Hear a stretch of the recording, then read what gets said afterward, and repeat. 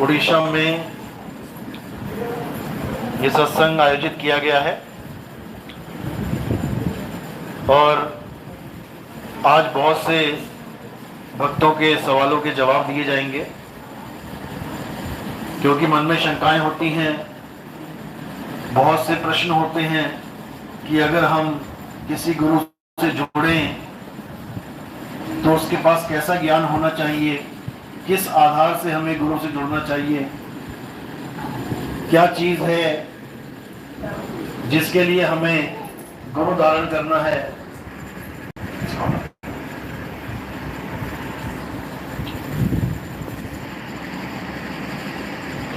क्योंकि लोग सोचते हैं कि हम मूर्ति पूजा कर रहे हैं, हम भगवानों की पूजा कर रहे हैं, हम देवी देवताओं की पूजा कर रहे हैं, हमें गुरु की क्या जरूरत है। सीधे हम भगवान से कांटेक्ट कर रहे हैं, सीधे हम भगवान की पूजा कर रहे हैं।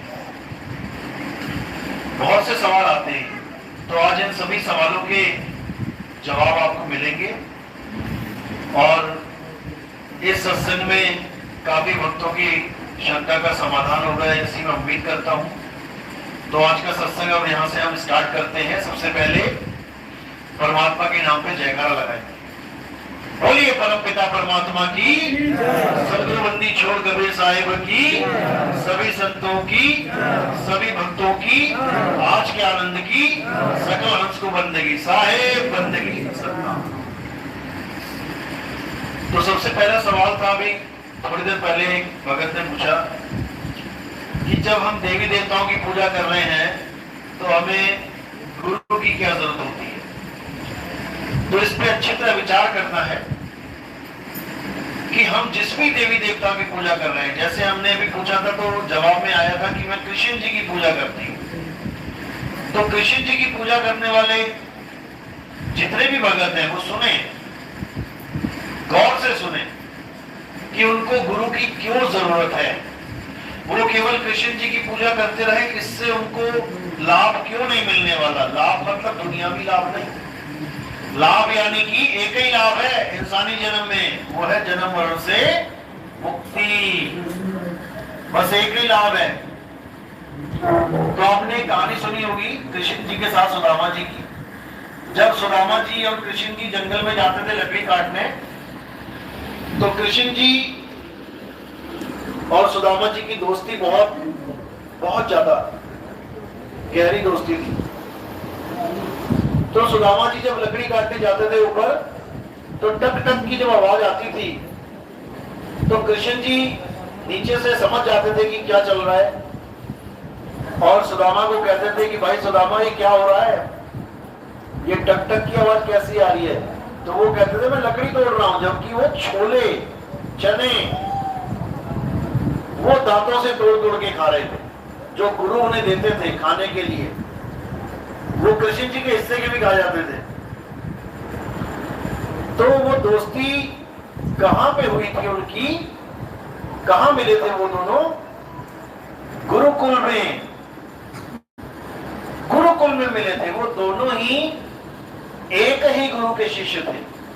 सोचो, भगवान जिन्होंने बचपन में मिट्टी खाई और मां ने कहा मुंह खोल, तो क्या दिखाई दिया मुंह में? 3 लोग दिखाई दिए, पूरा ब्रह्मांड दिखाई दे गया। उस भगवान को एक गुरु धारण करने की जरूरत क्या पड़ गई भाई?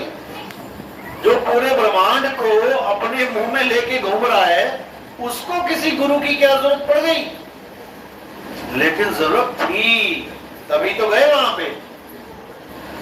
तो जब भगवान ने गुरु धारण किया, तो भाई भगवान के भक्तों को गुरु धारण करने की जरूरत क्यों नहीं पड़ेगी? बिल्कुल पड़ेगी। कृष्ण जी ने गीता का ज्ञान दिया, जिस ज्ञान को सुन के आज पूरे विश्व में ढोलकियां पीटी जा रही हैं। आप देखोगे पहले तो केवल हिंदू ढोलकी पीटते थे, अब अंग्रेज भी पीटने लग गए। हरे कृष्णा हरे रामा का मंत्र पूरे विश्व में गूंज रहा है।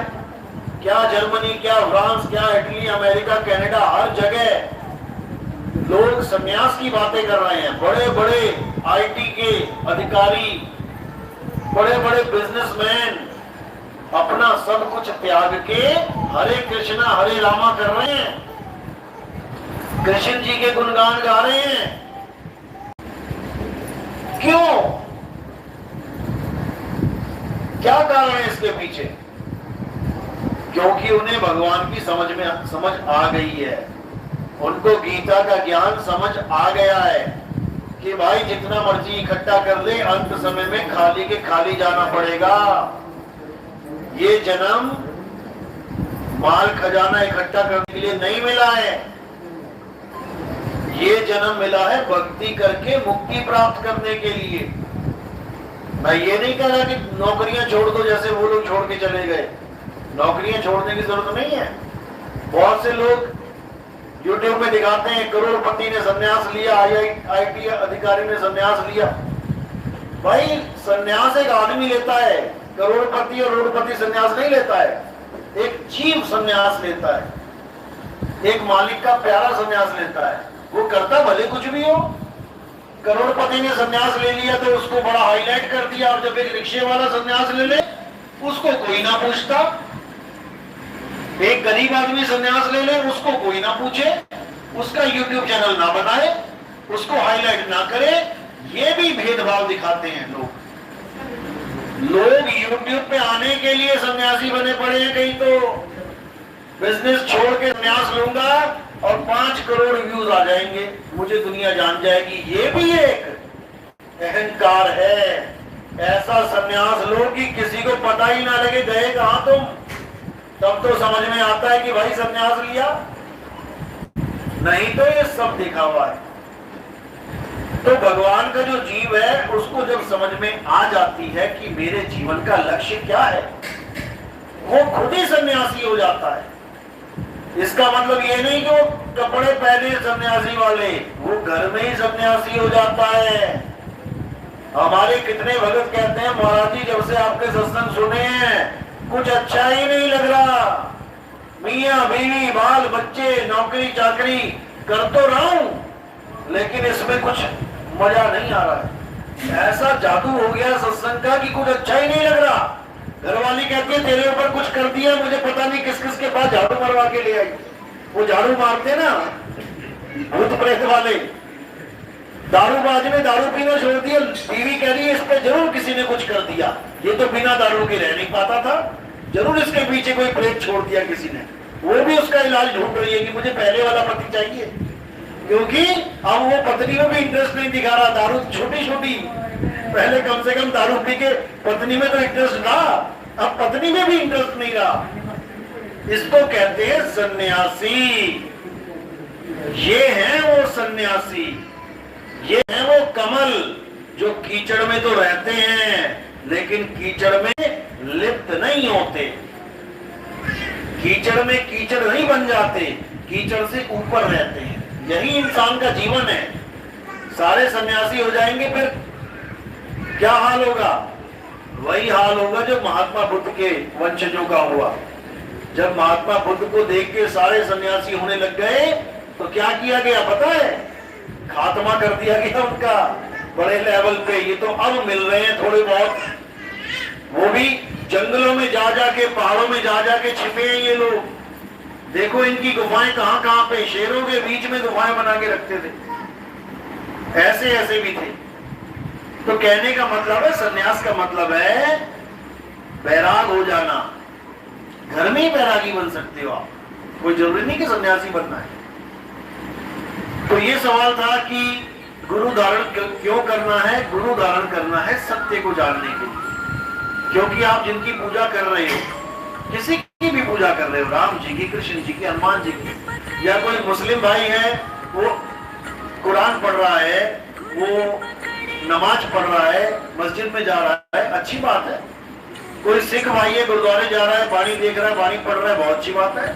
कोई ईसाई गिरजाघर में जा रहा है, वहां पे प्रेयर कर रहा है, बहुत अच्छी बात है। कुछ नहीं करने से कुछ करना बहुत अच्छी बात है।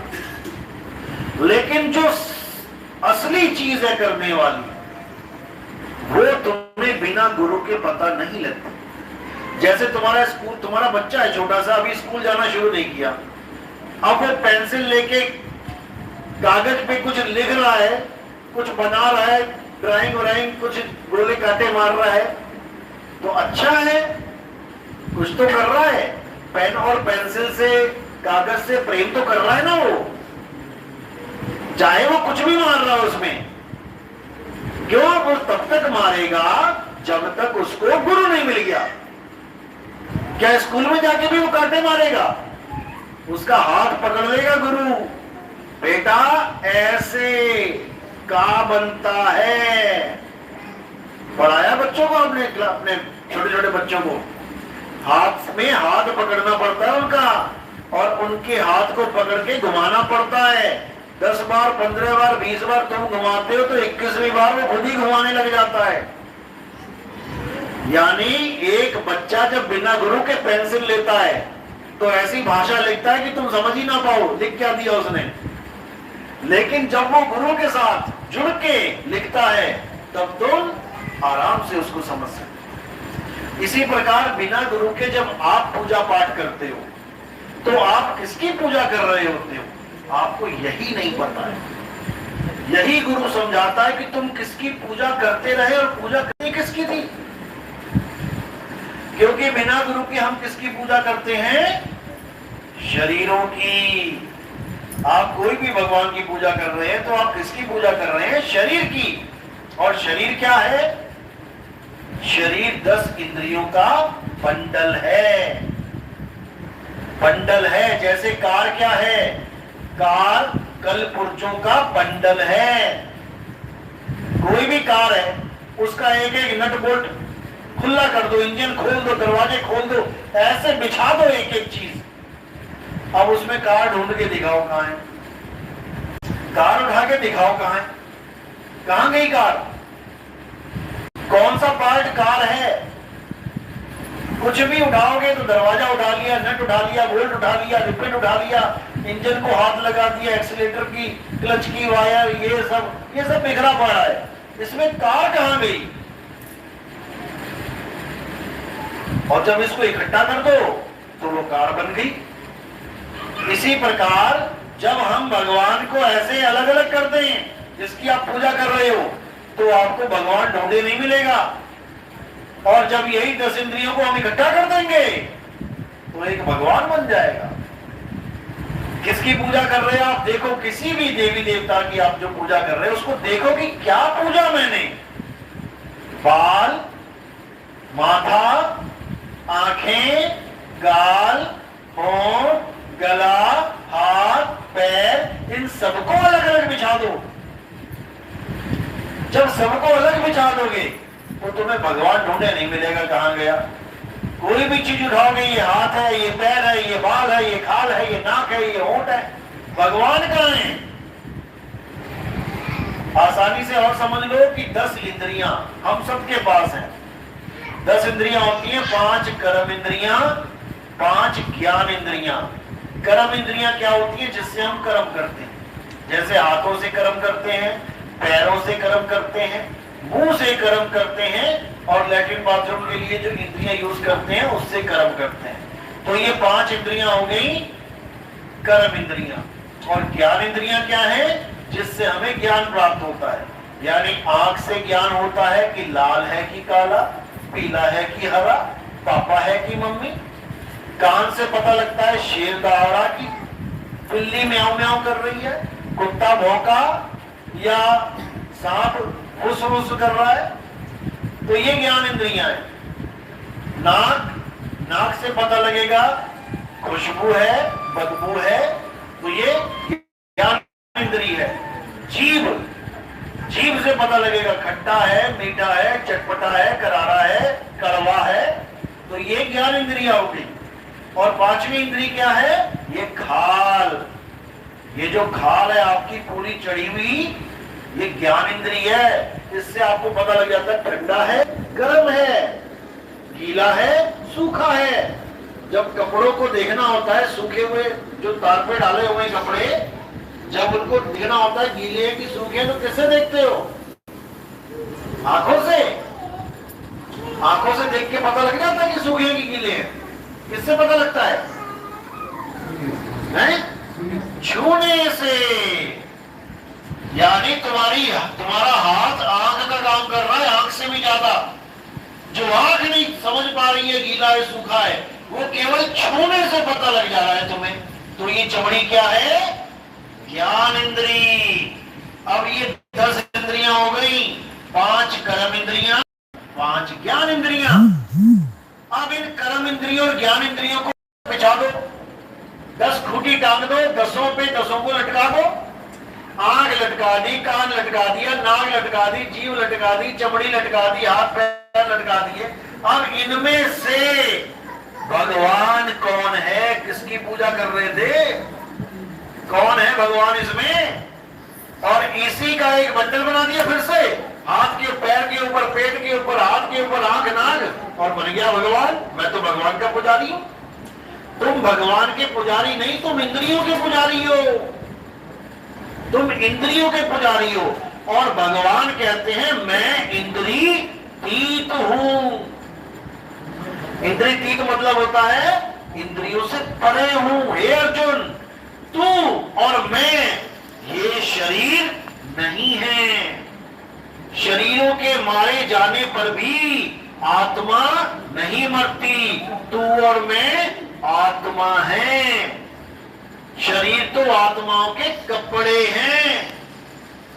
शरीर का नाश हो जाता है, आत्मा का कभी नाश नहीं होता।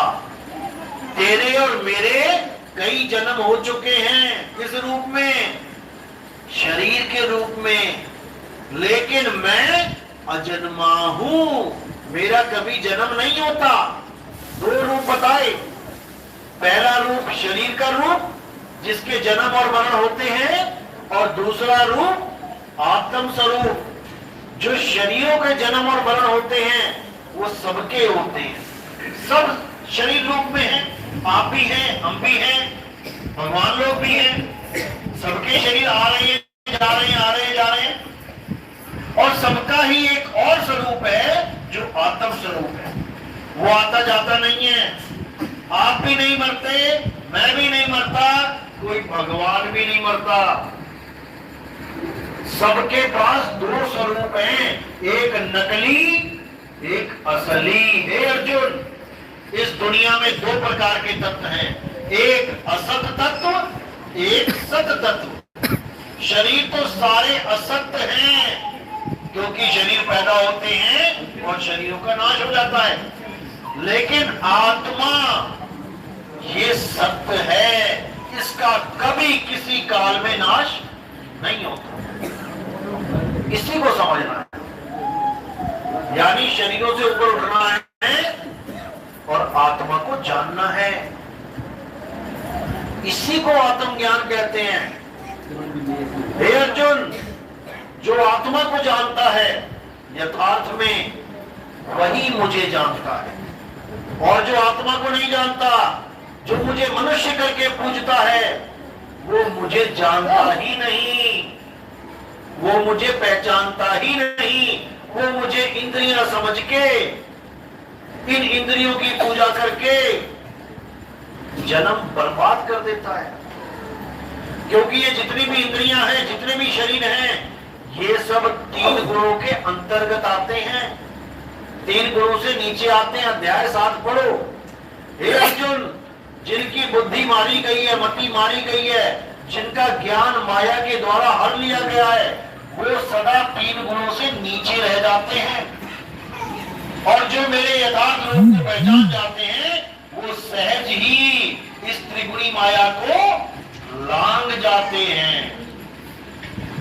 इसको समझना है। यानी जो भी शरीरों की पूजा कर रहा है, इंद्रियों की पूजा कर रहा है, भगवान को आंख, नाक, कान, हाथ, पैर मान के बैठा है, उसका ज्ञान माया के द्वारा हर लिया गया है। वो भगवान को आत्म रूप में जान ही नहीं पा रहा है। कृष्ण जी की लीला जब खत्म हुई थी, उसके बाद कृष्ण जी के शरीर की मृत्यु कैसे हुई थी पता किसी को? पैर में तीर लग के। किसने मारा था वो तीर?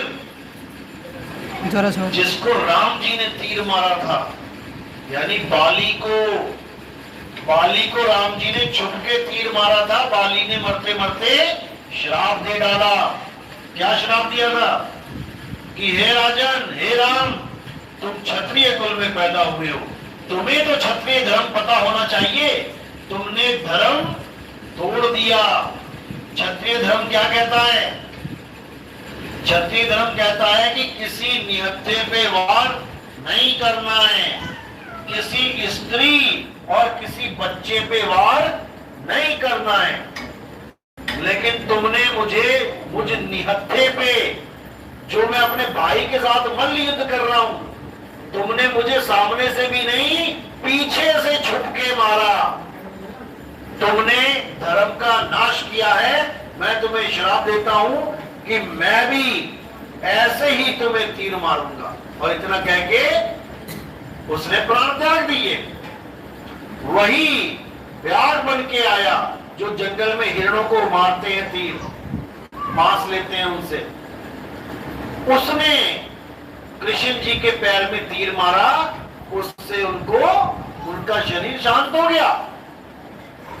अब हम उसकी पूजा कर रहे हैं जिसके पैर में तीर लग गया।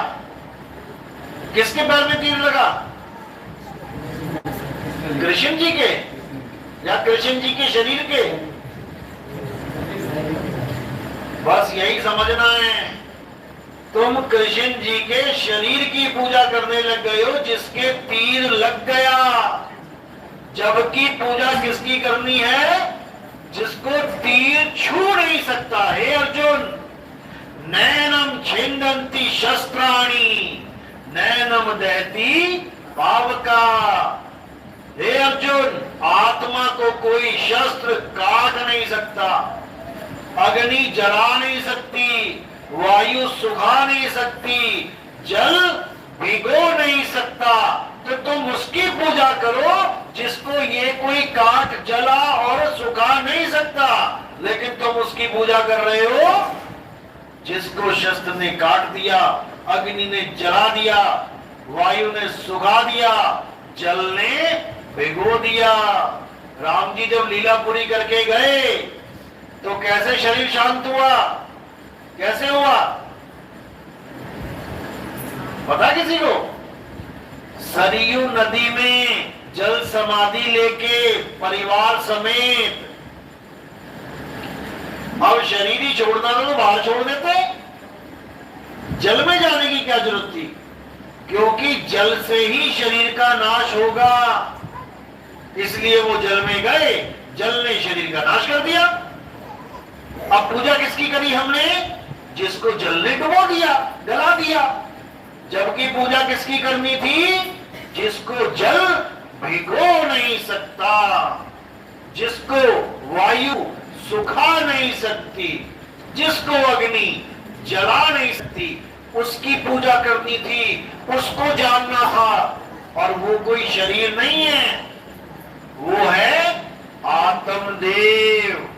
हे अर्जुन, यहां पर जितने भी राजा महाराजा हैं और तू और मैं, हम सब, ऐसा कोई समय नहीं था जब हम सब नहीं थे, और ऐसा कोई समय नहीं आएगा जब हम सब नहीं होंगे। किस स्वरूप की बात हो रही है यहाँ पे? यहाँ पे आत्म स्वरूप की बात हो रही है। नहीं तो युधिष्ठिर भीम दिखा दो सतयुग में कहां थे, नकुल सहदेव बता दो त्रेता में कहां थे। यानी ऐसा कोई समय नहीं था जब हम नहीं थे आत्म स्वरूप में, क्योंकि हम सदा सदा अमर हैं, हम कभी नहीं मरते। लेकिन हमें अपना बोध नहीं हो पाता कि हम क्या हैं। हम अपने आप को शरीर मानते रहते हैं, हम अपने आप को आदमी मान लेते हैं, हम अपने आप को औरत मान लेते हैं, जबकि आदमी और औरत शरीर है, हम और तुम नहीं है। हम और तुम तो आत्मा हैं। ये 5 तत्वों का जो शरीर है ये मिट्टी है, चाहे आदमी का है चाहे औरत का है। हड्डी, मांस, चर्बी, भूख, लार, खून, आंसू, इन्हीं चीजों से ये शरीर बना है। तुम क्या हो?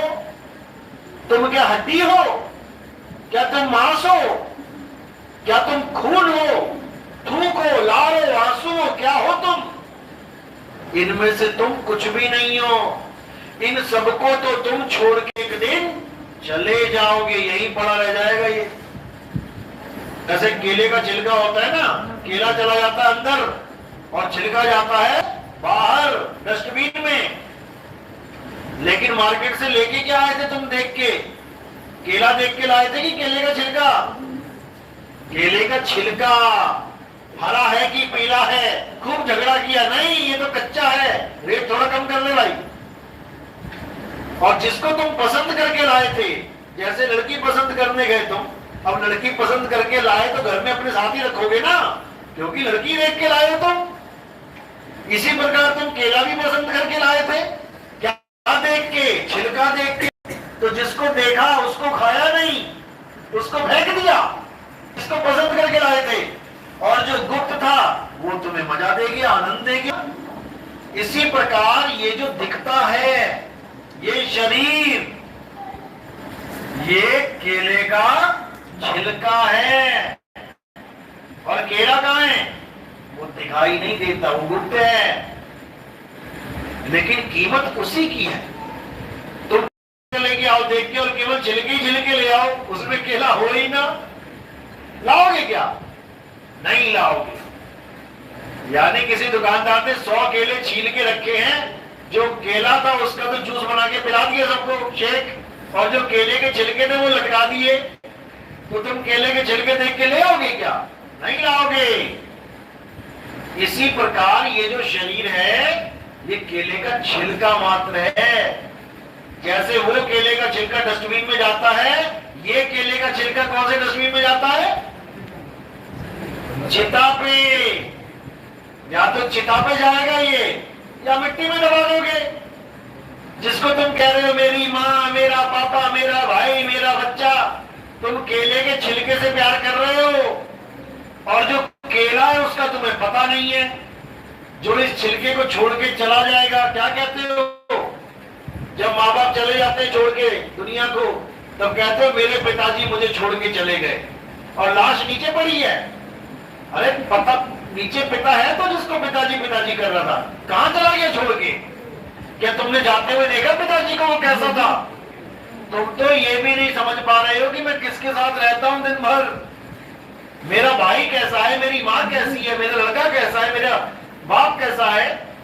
तुम केवल शरीरों को देखते हो और उसी को अपना भाई बहन समझ लेते हो। ये शरीर मिट्टी है, तो जिसको तुम बाप भाई समझ रहे हो, तुम क्या समझ रहे हो? मेरी बहन भी मिट्टी, मेरी माँ भी मिट्टी, मेरा बाप भी मिट्टी, मेरे चाचा भी मिट्टी, मेरी दादी भी मिट्टी, सारे मिट्टी तुमने बाप बहन बना लिया अपने। दुनिया भर की मिट्टी को अपना बाप बहन बना लिया, लेकिन जो असली चीज है आत्मा, उसको तुम जान ना पाए। बाप बहन तो बनाया बनाया मिट्टी को, भगवान को भी मिट्टी बना दिया। कौन सा भगवान पूछते हो तुम? आत्मा वाला या मिट्टी वाला?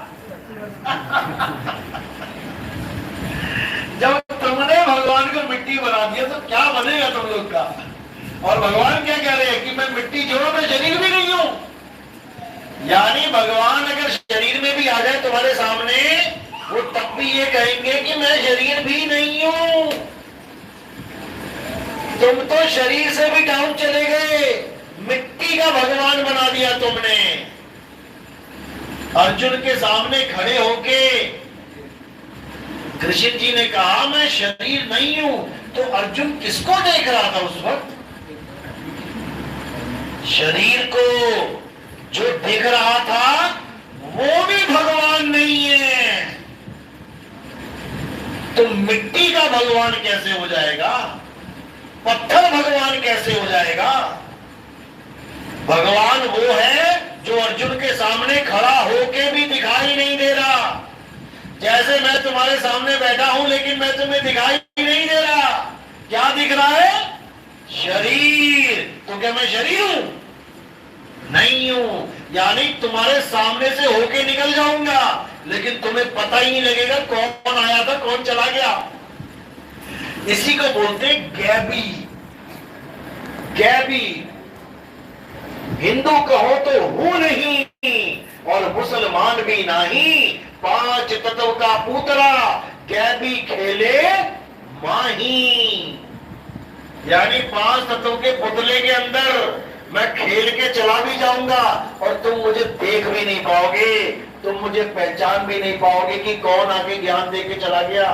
तुम केवल ये पांच तत्वों का ढांचा ही देखते रह जाओगे, ये हमारा गुरु है। गुरु शरीर नहीं होता, गुरु आत्म देव होता है, गुरु अजर अमर अविनाशी होता है। ये गुरु नहीं होता कि एक मरा उसकी फोटो टांग दी, फोटो लगा उसपे फूल लगा के, दूसरा मरा, दूसरा टांग दिया फूल लगा के, तीसरा मरा, तीसरा टांग दिया फूल लगा के। तुम्हारे तो गुरु ही मर जाते हैं, तुम्हारा क्या हाल होगा? जब तुम्हारे गुरु ही मर गए तो तुम भी मर जाओगे। लेकिन जिस गुरु की कभी मृत्यु नहीं आती, वो तुम्हें भी अपने जैसा बना लेता है, वो तुम्हें भी अमर कर देता है। हम ना मरिब मरिब संसारा, हमको मिला जीवन हारा। कौन मिल गया ऐसा जो तुम्हें जीवित कर देगा? आत्म ज्ञान। जब तक तुम अपने आप को शरीर मानते रहोगे तुम मरते रहोगे, तुम्हारी एक्सपायरी डेट आती रहेगी, तुम्हारा बर्थडे मनता रहेगा। लेकिन अगर तुम एक बार आत्मदेव हो गए, अब ना तो तुम्हारा कभी जन्म होगा ना तुम्हारी मृत्यु होगी। इसी ज्ञान को समझाने के लिए बड़े बड़े महात्मा, बड़े बड़े पीर पैगंबर आते हैं, समझाते हैं, लेकिन कोई समझ नहीं पाता। यही समझाने के लिए कबीर साहब को बार बार इस दुनिया में आना पड़ता है। सत सुकृत बनके सतयुग में आते हैं, त्रेता में मुनिंद्र कहते हैं, द्वापर में करुणामय और कबीर नाम से कलयुग को सजाते हैं। सजाते क्यों हैं? क्योंकि वो कलयुग में ही सतयुग लाते हैं। उनका काम ही यही है, युग पलटना काम है उनका। तो अब वो समय आ गया है जब कलयुग से सतयुग लाया जाएगा। कलयुग का मतलब क्या होता है? जब भगवान की भक्ति लोग भूल जाते हैं, परमात्मा की भक्ति को भूल जाते हैं और मशीनों में उलझ जाते हैं, मोबाइलों में, कारों में, हवाई जहाजों में, इनमें ही आनंद लेने लग जाते हैं। पापा मुझे बड़ी गाड़ी चाहिए, पड़ोसी ने वैसी ले ली तो और बड़ी गाड़ी चाहिए। अरे भाई वो धरती पे ही चलेगी, उतनी हवा लगेगी, लेकिन नहीं समझ में आ रहा। छोटा मोबाइल है, नहीं पापा बड़ा चाहिए, बड़ा मिल गया, नहीं पापा 4G चाहिए, 4G मिल गया, नहीं पापा 5G चाहिए। इसी में उलझ गया इंसान इस कलयुग में। अब इसी कलयुग को सतयुग में बदलेंगे। ये सब चीजें होती हुई भी तुम्हें उलझा नहीं पाएंगे और तुम परमात्मा की भक्ति करोगे, आत्म ज्ञान को चीनोगे और यहां से निकल जाओगे। तो ये सवाल था जो कि हमें गुरु बनाना चाहिए, बिल्कुल बनाना चाहिए। जब राम जी के गुरु वशिष्ठ जी थे, कृष्ण जी के गुरु संदीपन जी थे, तो तुम निगुरे क्यों हो? तुम भी गुरु धारण करो। एक सवाल और था भगत का, वो पूछ रहा था कि जब कृष्ण जी ने गीता में पूरा आत्मज्ञान समझा दिया तो हमें गुरु की क्या जरूरत है? जब कृष्ण जी ने ही ज्ञान बता दिया सारा, तो हमें गुरु की जरूरत क्या है? बस यही, इसी को समझना है। कृष्ण जी ने आत्मज्ञान थ्योरी पार्ट में पूरा दे दिया, पूरी थ्योरी समझा दी, लेकिन प्रैक्टिकल नहीं दिया। आप पूरी गीता छान मारो, आपको कहीं पर भी ये ज्ञान नहीं मिलेगा कि तुम आत्मा की साधना करोगे कैसे। तुम्हें बताया जाएगा गीता में कि नाक की कुंडली पे ध्यान लगा लो, मृगशाला पे बैठ के तुम श्वास श्वास पे यानी सांसों पे ध्यान धर लो, तुम ओम का जाप कर लो, मम ओम एक अक्षरम, तुम ओम तत्व सत्य को जान लो कि कोई भी मंत्र जपने से पहले ओम, कोई भी साधना करने से पहले ओम, कोई भी यज्ञ करने से पहले ओम, और उसके अंत में तत्व की आवाज निकालनी चाहिए, यानी ओम से शुरू करना चाहिए और यज्ञ खत्म करते ही तत्व बोलना चाहिए। और सत्य तुम्हारा स्वभाव होना चाहिए, उससे यज्ञ का फल और ब्रह्म को प्रसन्न किया जा सकता है। लेकिन आत्मा की साधना तो नहीं हुई ना। ये आत्म साधना क्या है? ये गीता में कहीं नहीं लिखा गया है। आत्मा को कैसे प्राप्त करें? ये गीता में कहीं नहीं लिखा गया है।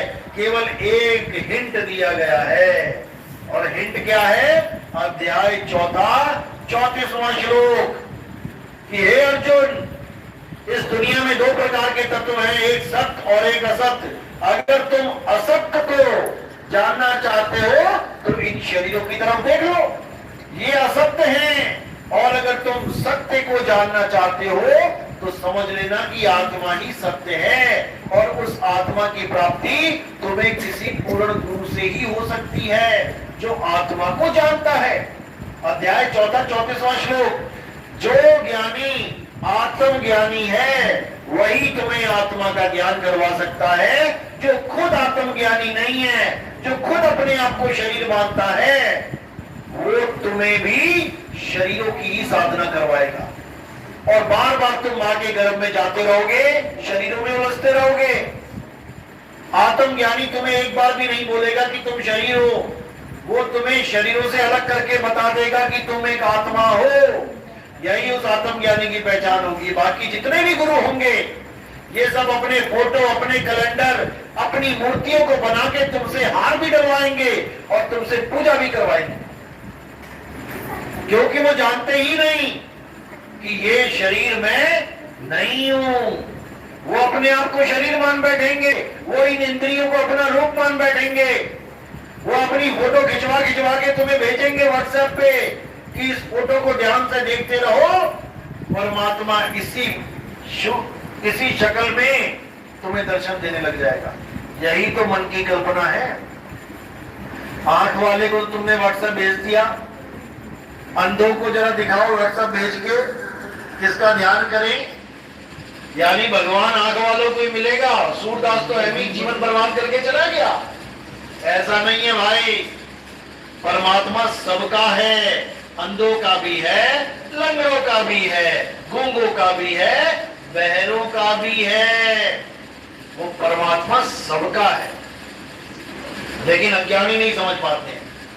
क्यों नहीं समझ पाते? क्योंकि वो मूल तत्व को नहीं जान पाते। जैसे हमारे भगवानों के देवताओं के जो नाम है उसमें भी बड़े राज छुपे हुए हैं। राज क्या है? जैसे राम बोलते हैं हम, राम, तो राम का मतलब क्या है? जो सब में रमा हुआ है, रमता राम।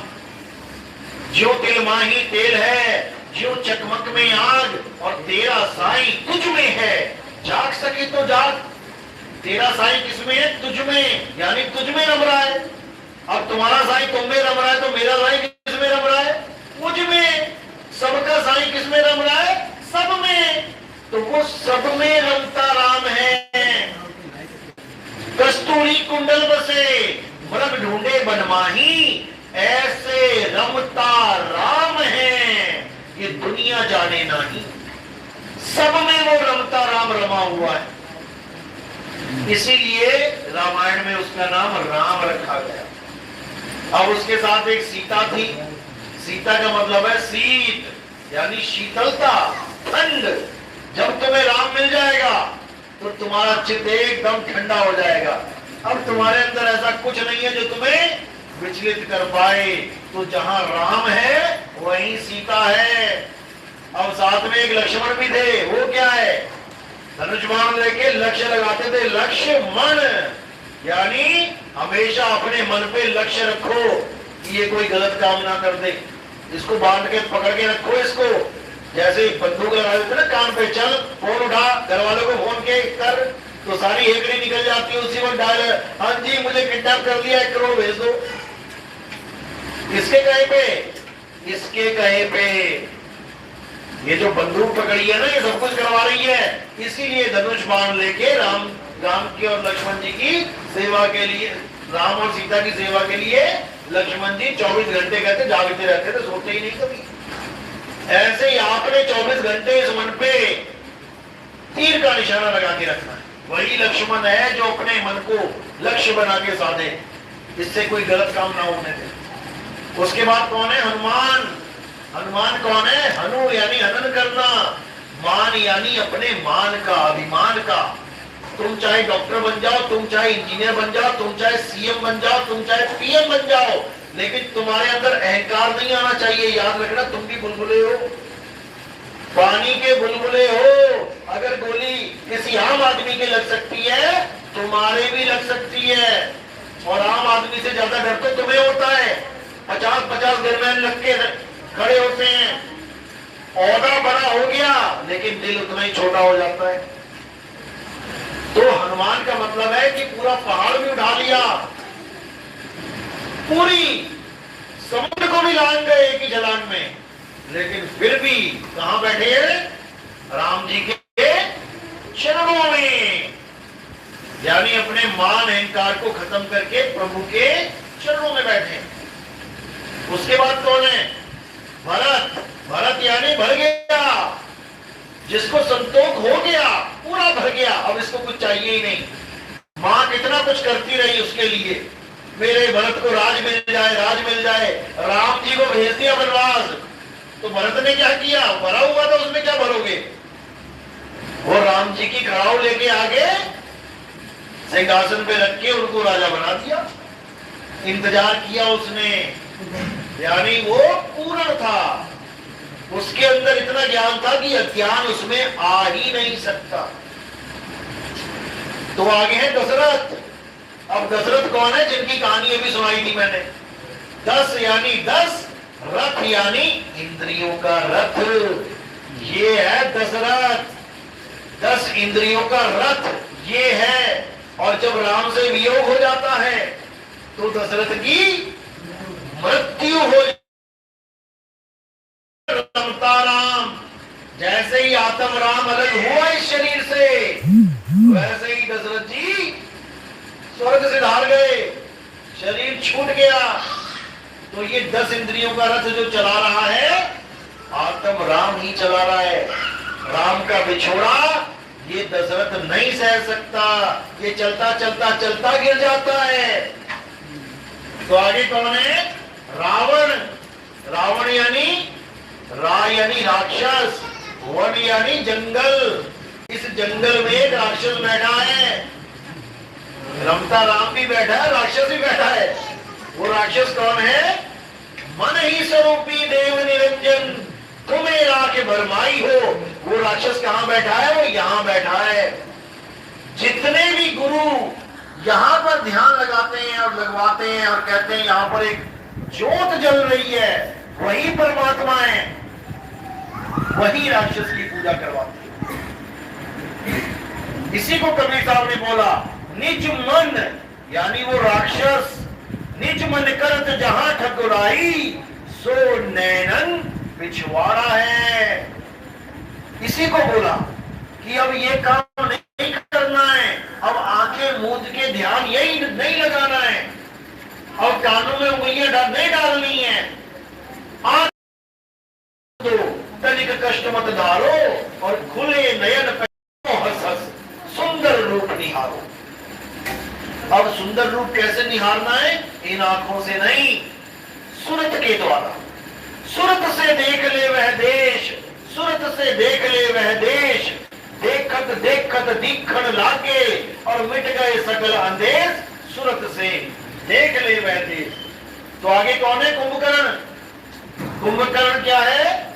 जो कुंभक रेचक पूरक ये प्राण योग करवाते हैं, ये कुंभकर्ण है। ये सोए पड़े हैं गहरी अज्ञानता की नींद में और सोचते हैं कि हमें मुक्ति मिल जाएगी। जितने भी प्राण योगी हैं, जितने भी तुम्हें श्वासों की साधना से जोड़ते हैं, ये सब कुंभकर्ण हैं। आगे है मेघनाद। मेघनाद कौन है? बादलों की गर्जना, मेघ और नाद, यानी जो तुम्हें अनहद नाद से जोड़ते हैं। बादल क्या है? तत्व, जो तत्वों की आवाजों से जोड़ते हैं, वो मेघनाद ही हैं। जितने भी गुरु अनहद नाद से जोड़ते हैं कानों में उंगलियां डाल के, ये सब मेघनाद हैं, राक्षसों के वंशज है। इसीलिए कबीर साहब ने कहा कि जाग मरे अजप्पा मरे, अनहद भी मर जाए और सुरत समाए शब्द में, वाको कालना खाए। ये अनहद नाद को जितने भी परमात्मा की धुन बना के बैठे हैं, ये सब देवता, ये सब गुरुजन देवता ही बने हुए हैं, ये सब राक्षस कुल के हैं। आगे है विभीषण। विभीषण यानी कि वी यानी विवेक और भीषण यानी बहुत ज्यादा। जैसे भीषण आग लग जाती है, भीषण अकाल पड़ जाता है, ऐसा ही जिसके अंदर विवेक जाग जाता है भीषण वाला, वो विभीषण बन जाता है। विभीषण क्या था? भेदी था। उसको ही पता था कि ये रावण कैसे मरेगा। इसी प्रकार जो विवेकी हो जाता है, जो मूल ज्ञान को समझ जाता है, केवल वही जान पाता है कि ये मन कैसे मरेगा। वरना जितने भी गुरु बैठे हैं ये सब क्या कहते हैं? मन को मारना नहीं है, दोस्त बना लेना है। ये मन को मारना जानते ही नहीं है, इसीलिए ये बार बार जन्मते मरते हैं। कबीर साहब क्या कहते हैं? मन को मार गगन चढ़ जाई, मान सरोवर बैठ नहाई। जब तक मन नहीं मरा, जब तक तुम्हारी मुक्ति नहीं होने वाली। रावण मरा कि नहीं मरा? रावण जब तक नहीं मरा, ये रामलीला खत्म होने वाली नहीं है। एक बार रामलीला हो रही थी, तो पिछली रामलीला के कुछ पैसे बकाया थे रावण के ऊपर, वो पैसे दिए नहीं थे उसने, रामलीला कराने वाले ने। तो राम दे तीर पे तुम्हारे नाभि को, वो कहता मैं नहीं मरूंगा, पहले पिछली पेमेंट दे। कहता मैं नहीं मरता, पहले पिछले 10,000 रुपए दे मुझे पेमेंट, नहीं तो चलती रहेगी ये रामलीला। ये रामलीला खत्म ही नहीं होने दूंगा मैं। तो ऐसे ही जब तक राम नहीं मरा, भाई ये रामलीला खत्म होने वाली नहीं है। इसीलिए साहिब कह रहे मन को मार गगन चढ़ जाई। गगन पे कौन चढ़ता है? कुत्ते बिल्ली हाथी घोड़ा? कौन जाता है गगन में? पक्षी। इसी को बोला विहंगम चाल, शब्द विहंगम चाल हमारी। और कहे कबीर सतगुर दई तारी, खुले कपाट। इस जेल का दरवाजा खुल जाएगा, खुले कपाट शब्द झनकारी। पिंडी अंड के पार सो देश हमारा है, करनैनो दीदार महल में प्यारा है। तो हर शब्दों में संकेत है, हर शब्दों के अर्थ हैं, भाव हैं, लेकिन हम समझ नहीं पाते। जैसे ब्रह्मा, ब्रह्मा यानी ब्रह्म में आ, कहां भटक रहा है? ब्रह्म में आ। जैसे दुर्गा, दुर्ग यानी महल, यही है महल। इस महल को छोड़ के कहां जा रहा है? दुर्ग में आ। विष्णु जो विश्व के हर अणु में विराजमान है, तो उसे केवल मंदिर की मूर्ति में क्यों ढूंढ रहा है? जो हर जगह है आत्म रूप में, वो विष्णु है। खुदा जो खुद में आ गया, वही खुदा हो जाता है। कोटि तो ब्रह्मा भय और कोटि भय ईश, साहिब तेरी बंदगी से जीव बने जगदीश। खुद को ढूंढा, खुदा को पाया। तो इन वाणियों में इतने संकेत होते हैं, लेकिन हम समझ नहीं पाते।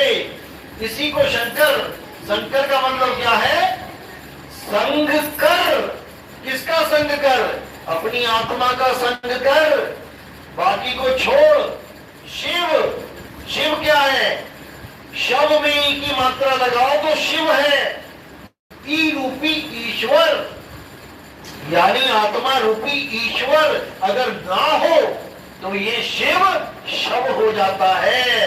तो इस शव को छोड़ और ई रूपी ईश्वर को पकड़ ले, और वो कहीं बाहर नहीं है। जब हनुमान जी से विभीषण ने पूछा कि हनुमान जी अब तो राम जी जा रहे हैं, राम सीता जा रहे हैं, अब तुम क्या करोगे? तुम्हारे प्रभु तुमसे दूर हो रहे हैं, अब तुम कहां ढूंढोगे उन्हें? तो उन्होंने किसी मंदिर का नाम नहीं लिया था कि मैं किसी मंदिर में जाके ढूंढूंगा। उन्होंने क्या बताया? कहां रहते हैं? कहां बताया? अपनी छाती फाड़ के दिखाई। तो क्या छाती फाड़ के दिखाते तो क्या उसमें राम सीता दिखाई देते? यहां पे पिंजर दिखाई देता, हड्डियां खून दिखाई देता कि राम जी दिखाई देते? अरे वो सांकेतिक ज्ञान था तुम्हारे लिए कि राम सीता कहीं बाहर नहीं है किसी मंदिर में। अगर बाहर होते तो वो एक ही मंदिर होता, एक ही मंदिर होता। वो गली गली में कैसे हो गए? गली गली में कैसे हो गए? इसी को समझना है। वो एक हम सब में रम रहा है। छाती फाड़ने की जरूरत नहीं है, समझने की जरूरत है। वो रमता राम सब में रम रहा है। आत्म में राम, राम में आत्म। गुरुमिक विचारे, विचार करो और चीनो।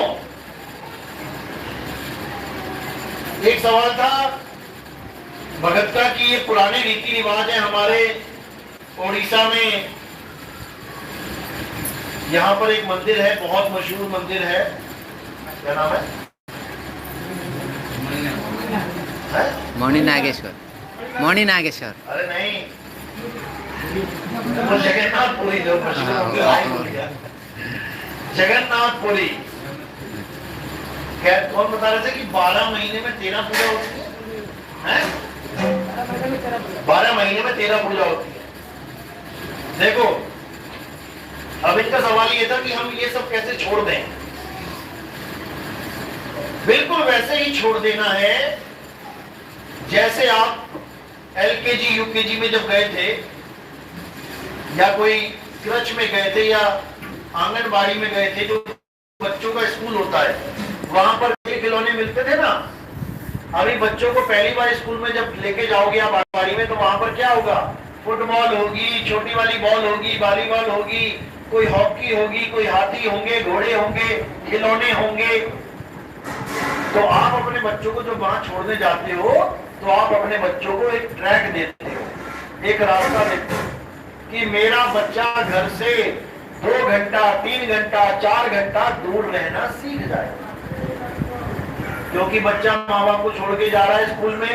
अब माँ बाप के साथ रहता रहता इतना प्यार पड़ गया कि वो एक पल की जुदाई नहीं कर सकता सहन। लेकिन कुछ बहलाने के लिए उसके पास सामान हो तो वो माँ बाप को याद ना करे।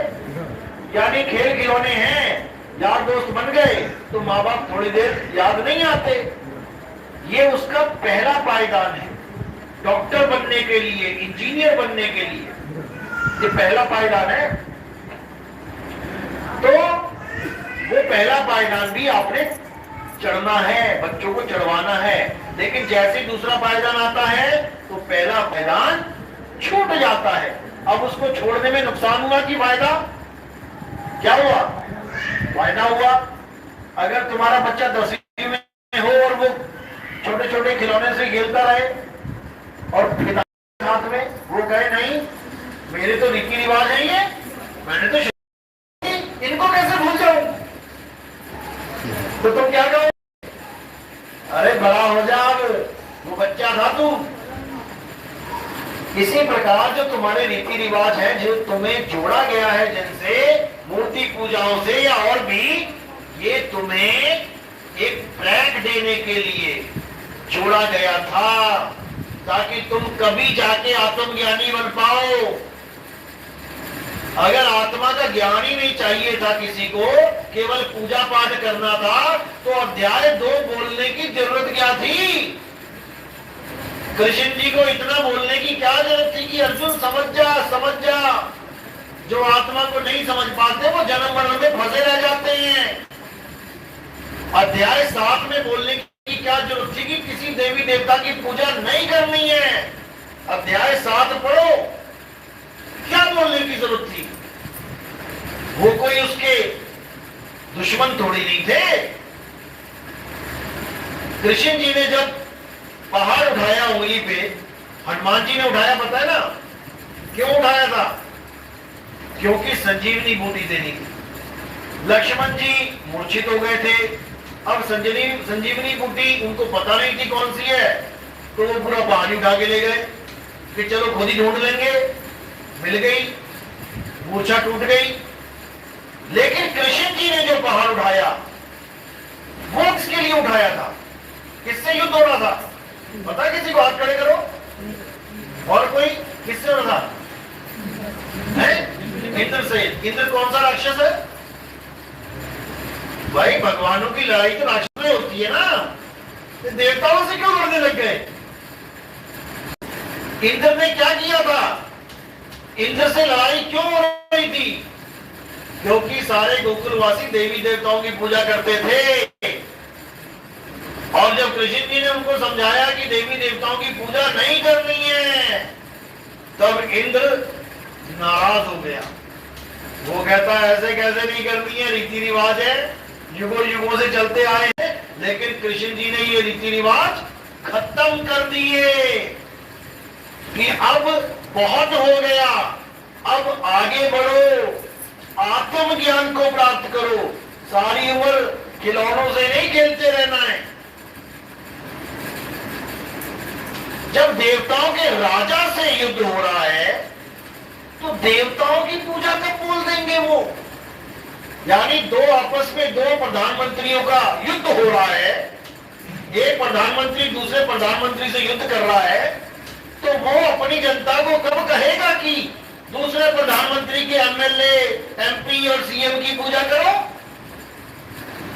जब देवताओं के राजा से युद्ध चल रहा है तो बाकी देवताओं की हैसियत क्या रह गई जो वो बोले की पूजा करो?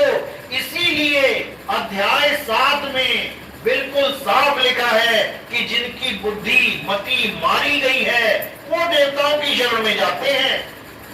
अल्प बुद्धि लोग देवताओं की पूजा करते हैं। अल्प बुद्धि क्यों बोला है? क्योंकि वो यही नहीं समझ पा रहे हैं कि सत्य क्या है। वो पूजा तो कर रहे हैं लेकिन असत्य की।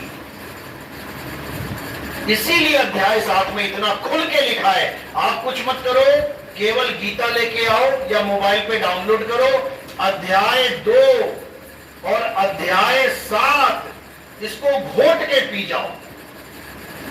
बिल्कुल ऐसा घोट लो कि एक एक शब्द को अपने मन में धारण कर लो। उसके बाद तुम क्या बन जाओगे? उसके बाद तुम बनोगे असली सनातनी। अभी तुम सनातनी नहीं हो।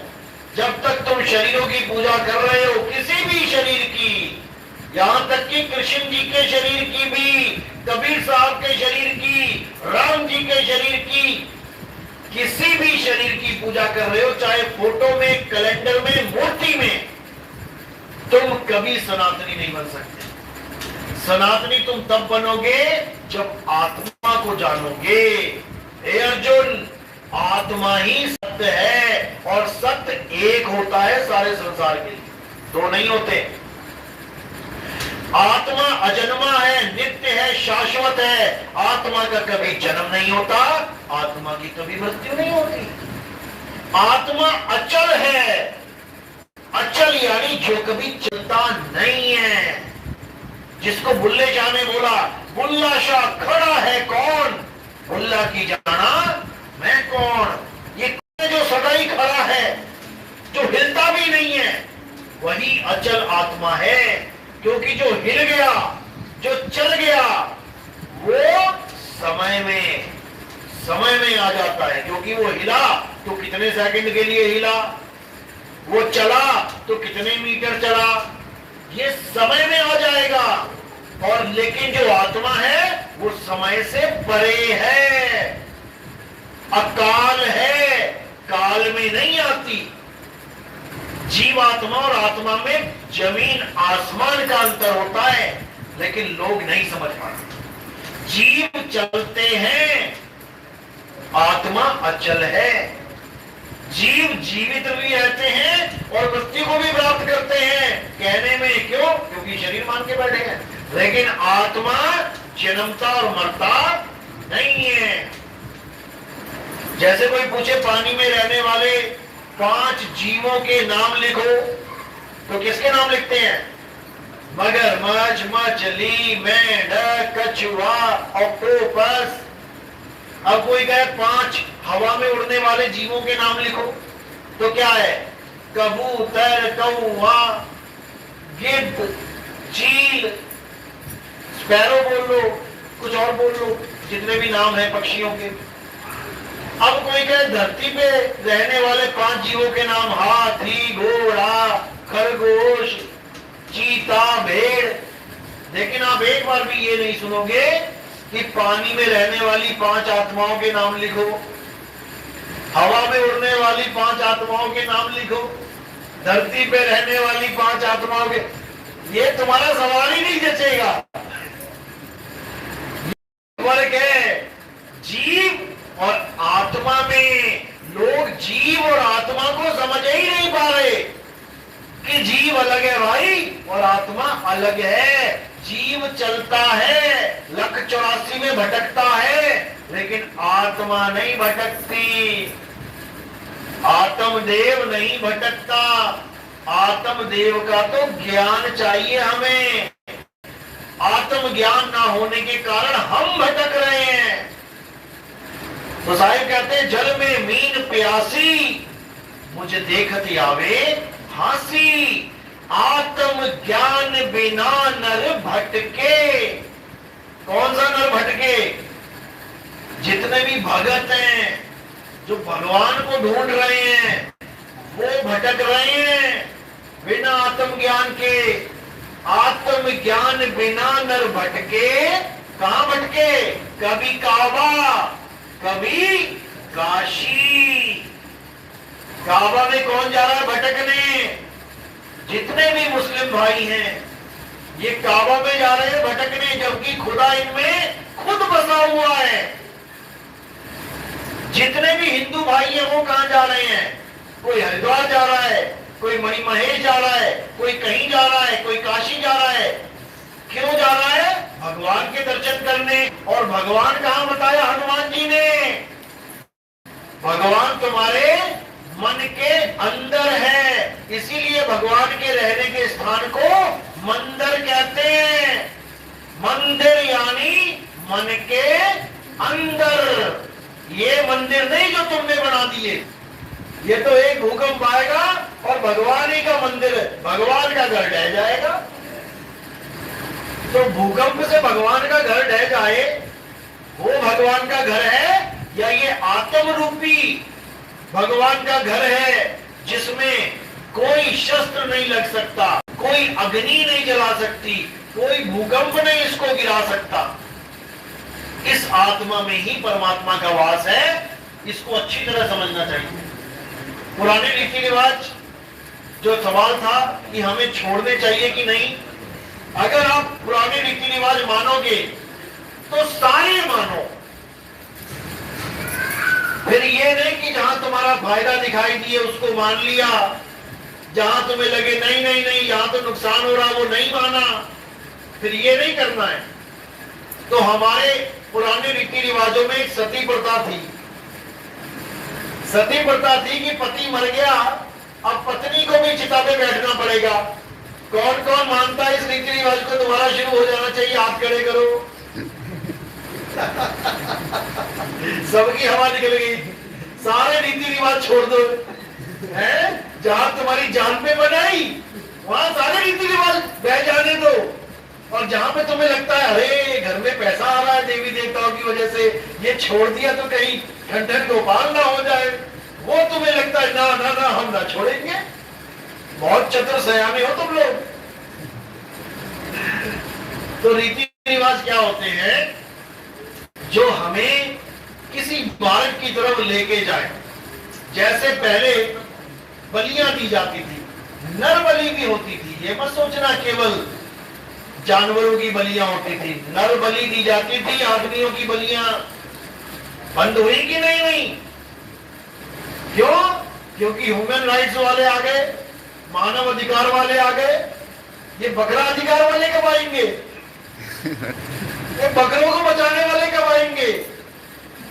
हैं? जहां तुम्हारी जान पे बन जाए, तुम यूनिटी बना लो, वो सब ठीक है। बकरा बेचारा यूनियन बना नहीं पा रहा है तो उसको तुम रगड़ते जाओ। अगर बलि देनी है शेर की दो ना, 50-60 शेर कहीं खड़े हो जाओ, देके दिखाओ बलि। बकरे से खुश होती होगी कोई मां तो शेर की बलि से और ज्यादा खुश हो जाएगी। पर वहां तुम नहीं दोगे। क्यों? तुम्हारी नानी याद करवा देंगे वो यूनियन वाले। तो कहने का मतलब ये है, ये इंसान बहुत चालाक आदमी है। आदमी नहीं, जानवर है ये। इंसान बहुत चालाक है, जहां तो फायदा दिखता है ये सब कुछ बदल देता है। आज केरल देश में रीति रिवाज छोड़ो, धर्म को ही छोड़ रहे हैं। क्यों? रीति रिवाज छोड़ो, राम कृष्ण हनुमान को ही साइड में कर दिया और सारे क्या बन रहे हैं? ईसाई। क्यों? ये जो पैसा है ना, ये बड़ा खतरनाक होता है।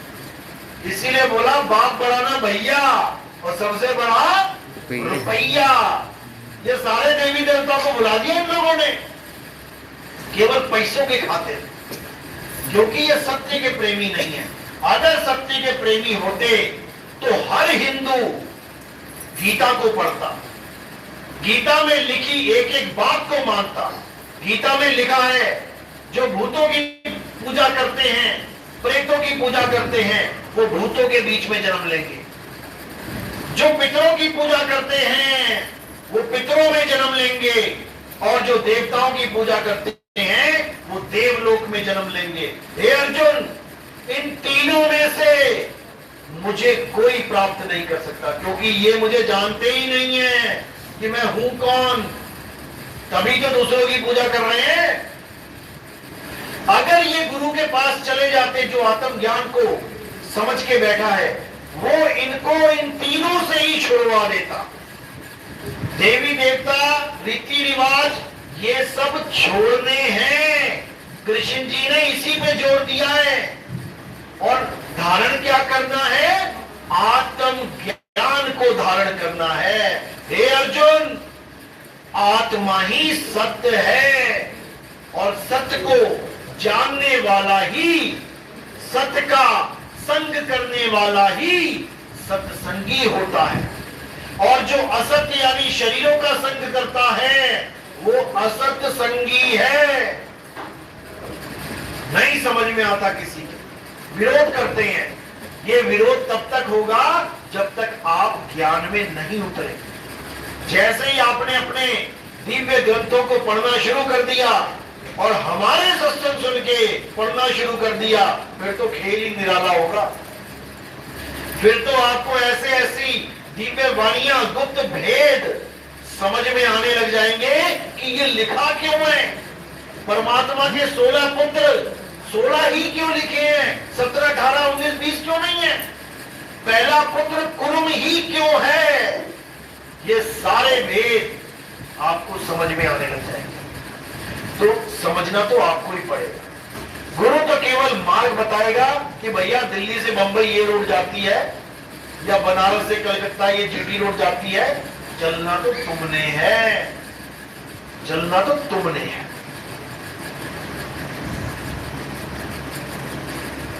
अगला सवाल था, मदन साहिब की 4 गद्दियां हुई हैं और कितने सालों से ये प्रचार चल रहा है।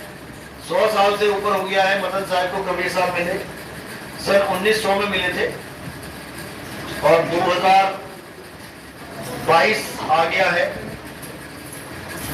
122 सालों में ये प्रचार इतना क्यों नहीं हो पाया।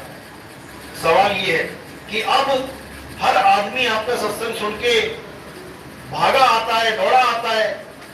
जोधपुर में कहां से लोग आए, कोई तेलंगाना से आया, कोई बंगाल से आया, कोई कहीं से आया, एमपी से आया, राजस्थान, जयपुर, जोधपुर, ये सारे, गुजरात, पंजाब, जम्मू से भी आ गया। एक सुबह 4 बजे बैठ गया।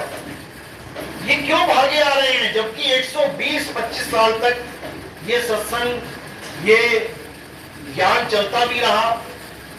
तो ऐसा उजागर क्यों नहीं हुआ। देखो, ऐसा उजागर इसलिए नहीं हुआ क्योंकि ये सब पहले से निर्धारित था। ये सब पहले से बता रखा था कबीर सागर में कि एक ऐसा पंथ चलेगा, ऐसा पंथ चलेगा जिस पंथ की वाणी को, जिस पंथ के ज्ञान को कोई काट नहीं सकता। विरोध करेंगे, विरोध कर सकते हैं, गालियां देंगे, गालियां दे सकते हैं, बदनाम करेंगे, बदनाम कर सकते हैं, कोई कहेगा गुरुद्रोही है, कोई कहेगा आश्रम द्रोही है, कोई कहेगा धर्म द्रोही है, कोई कहेगा पंथ द्रोही है, लेकिन ये सब इस प्रचार को रोक नहीं सकेंगे। विरोध तो खूब करेंगे लेकिन रोक नहीं सकेंगे। क्यों? क्योंकि आप अभिनंदन ग्रंथ पढ़ेंगे, एक मदन साहिब का है अभिनंदन, बड़ैया आश्रम से ये ग्रंथ प्रकाशित किया गया था प्रकाशपति साहिब के टाइम में। अब वहां के ही महंत और भगत और संत लोग हैं, इस ग्रंथ को नहीं मानते। इन्हीं के गुरुओं ने ये ग्रंथ छपवाया और ये इसी को ही नहीं मानते। कहते हैं हम नहीं मानते अभिनंदन ग्रंथ को। क्यों नहीं मानते भाई? जब तुम्हारे गुरुओं ने छपवाया है, संतों ने छपवाया है और उसमें हर चीज बताई गई है। उसमें यहां तक बताया कि जब कबीर साहब मदन साहिब को मिले तो उन्होंने बहुत सी गुप्त बातें बताई जो भविष्य में होने वाली थी, जो आज के समय की बातें बताई कि क्या क्या होने वाला है। वो सब कबीर मदन वार्ता में, अभिनंदन ग्रंथ में छपा हुआ है। लेकिन उस वाणी का कोई भी कनेक्शन उन महात्माओं से नहीं है जो मदन साहिब के पंथ को प्रचार कर रहे हैं। उनके साथ कोई वाणी नहीं जुड़ी है, इसलिए उसको रिजेक्ट मार देते हैं। और उस वाणी में हमारे प्रचार का जिक्र है जो हम कर रहे हैं, इसलिए उनको जलन होती है कि सारी दुनिया तो नितिन दास के पीछे लग गई, हमें तो कोई पूछा ही नहीं रहा है।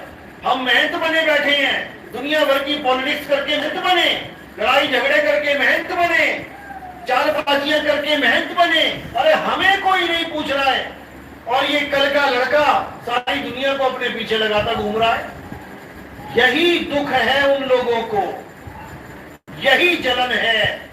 नहीं तो कोई गुरु, कोई महंत कभी ईर्ष्या करे ही ना अगर उसके पंथ का कोई भी आदमी उस पंथ को आगे लेके जाए। आपके 10 लड़के हैं, 4 लड़के हैं, 5 लड़के हैं, एक लड़का भी अगर पूरी दुनिया में आपका नाम रोशन कर दे तो आप कभी क्या उसका विरोध करोगे? कभी नहीं करोगे। विरोध तब होता है जब जलन होती है, जब राजनीति होती है, तब होता है। क्या कबीर साहब का विरोध नहीं किया उनके गुरु भाइयों ने? बिल्कुल किया। 52 कसनियां उन्हीं की वजह से हुई थी। वही लोग गए थे शेख तकी के पास कान भरने के लिए कि राजा को कहो कि ये ना हिंदुओं को मान रहा है, ना मुसलमानों को मान रहा है, ना देवताओं को मान रहा है, इसको कत्ल करवा दो। 52 बार कत्ल करने की कोशिश की गई। गुरु ग्रंथ साहब में भी दर्ज है इसके बारे में। गंगा की लहर में मेरी टूटी जंजीर, मृगशाला पे बैठे कबीर। गंगा नदी में पत्थर से बांध के फेंक दिए गए कबीर साहब को, मर जाएगा, लेकिन वहां पे मृगशाला के ऊपर आराम से बैठे हुए गंगा की लहर में। तो वही विरोध आज भी हो रहा है और ये तो होता ही रहा है। कौन सा संत है जिसने सत्य बोला हो और उसको जहर न पीना पड़ा हो? सुकरात को पीना पड़ा, मीराबाई को पीना पड़ा, रविदास जी को तो पता ही नहीं लगने दिया चले कहां गए वो। ईसा मसीह को चढ़ा दिया सूली पे। 5वीं पातशाही से लेके 10वीं पातशाही तक कत्लेआम कर दिया गया केवल सच बोलने पे, क्योंकि सच एक ऐसी तलवार है जिसमें इतनी धार है कि उसके सामने कोई असत्य टिक ही नहीं सकता। इतनी ताकत होती है सच में। लेकिन जो सामने टिक नहीं पा रहे होते हैं उनकी दुकानें उजड़ रही होती हैं, इसलिए वो विरोध करते हैं कि झूठा है, पाखंडी है, झूठ बोल रहा है। ऐसा विरोध करके भरमाने की कोशिश करते हैं। और भरमते कौन है? जो विवेकी नहीं होते वो भरम जाते हैं, और जो विवेकी हैं उन्हें कोई भरमा नहीं सकता। तो इसीलिए मदन साहिब की वाणी में, कबीर वाद में साफ लिखा है, चौथी गद्दी होई अवतारा और डंका बाजी सब संसारा, हम ही उनके सिर बैठ में आई और वासे बात कोई नहीं पाई। अब इस वाणी को ये लोग मना करते हैं, कहते हैं ऐसी कोई वाणी नहीं है, झूठा ग्रंथ है। अरे झूठा है तो तुम्हारे ही आश्रम में छपा है, तुम्हारे गुरु हो गए जिन्होंने ये छपाया है, हम झूठे नहीं हुए। क्योंकि ये लोग समझ ही नहीं पा रहे हैं कि कैसा प्रचार होने वाला है। ये लोग नहीं समझ पा रहे हैं कि कौन सा डंका बजने वाला है। कबीर साहब कहते हैं 12 पंथ काल फुरमाना और भूले जीव न जाए ठिकाना। 13वें पंथ हम ही चले आए और सब पंथ मेट के एक पंथ चलाए। अब तुम कहते हो वाणियां झूठी है, तुम सारे 12 पंथ क्यों बना के बैठे हो भाई? 12 पंथ तो कबीर सागर में बोला गया है, तुम कबीर सागर को झूठा बोलते हो, तो फिर 12 पंथ को सच्चा क्यों मान लिया?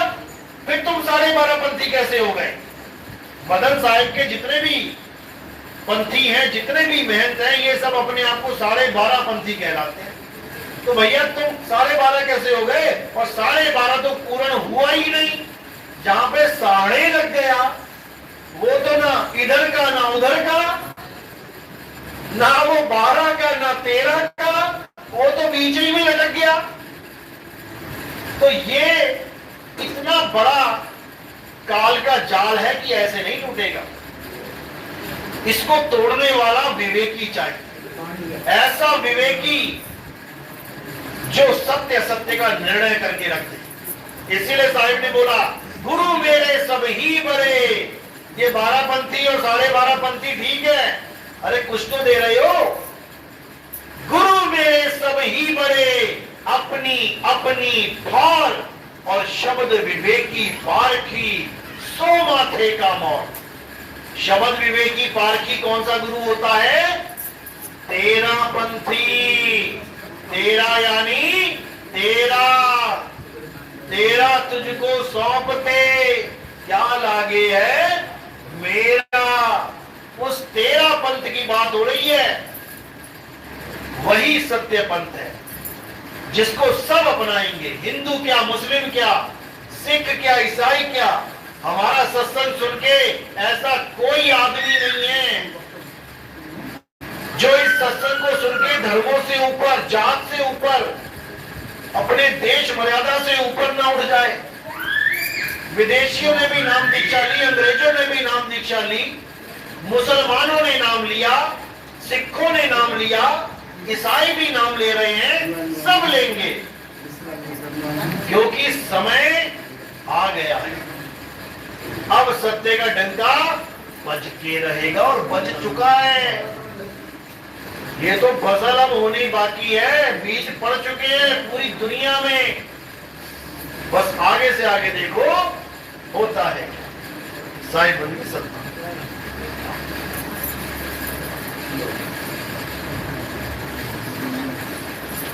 और कोई सवाल पूछना चाहता है पूछ सकता है। आप पूछ रहे थे कुछ? हाँ बोलो। कैमरा करो उधर, सवाल पूछ रहे, कैमरा उधर करो। हाँ जी बोलिए। साहब ने आपको बोला है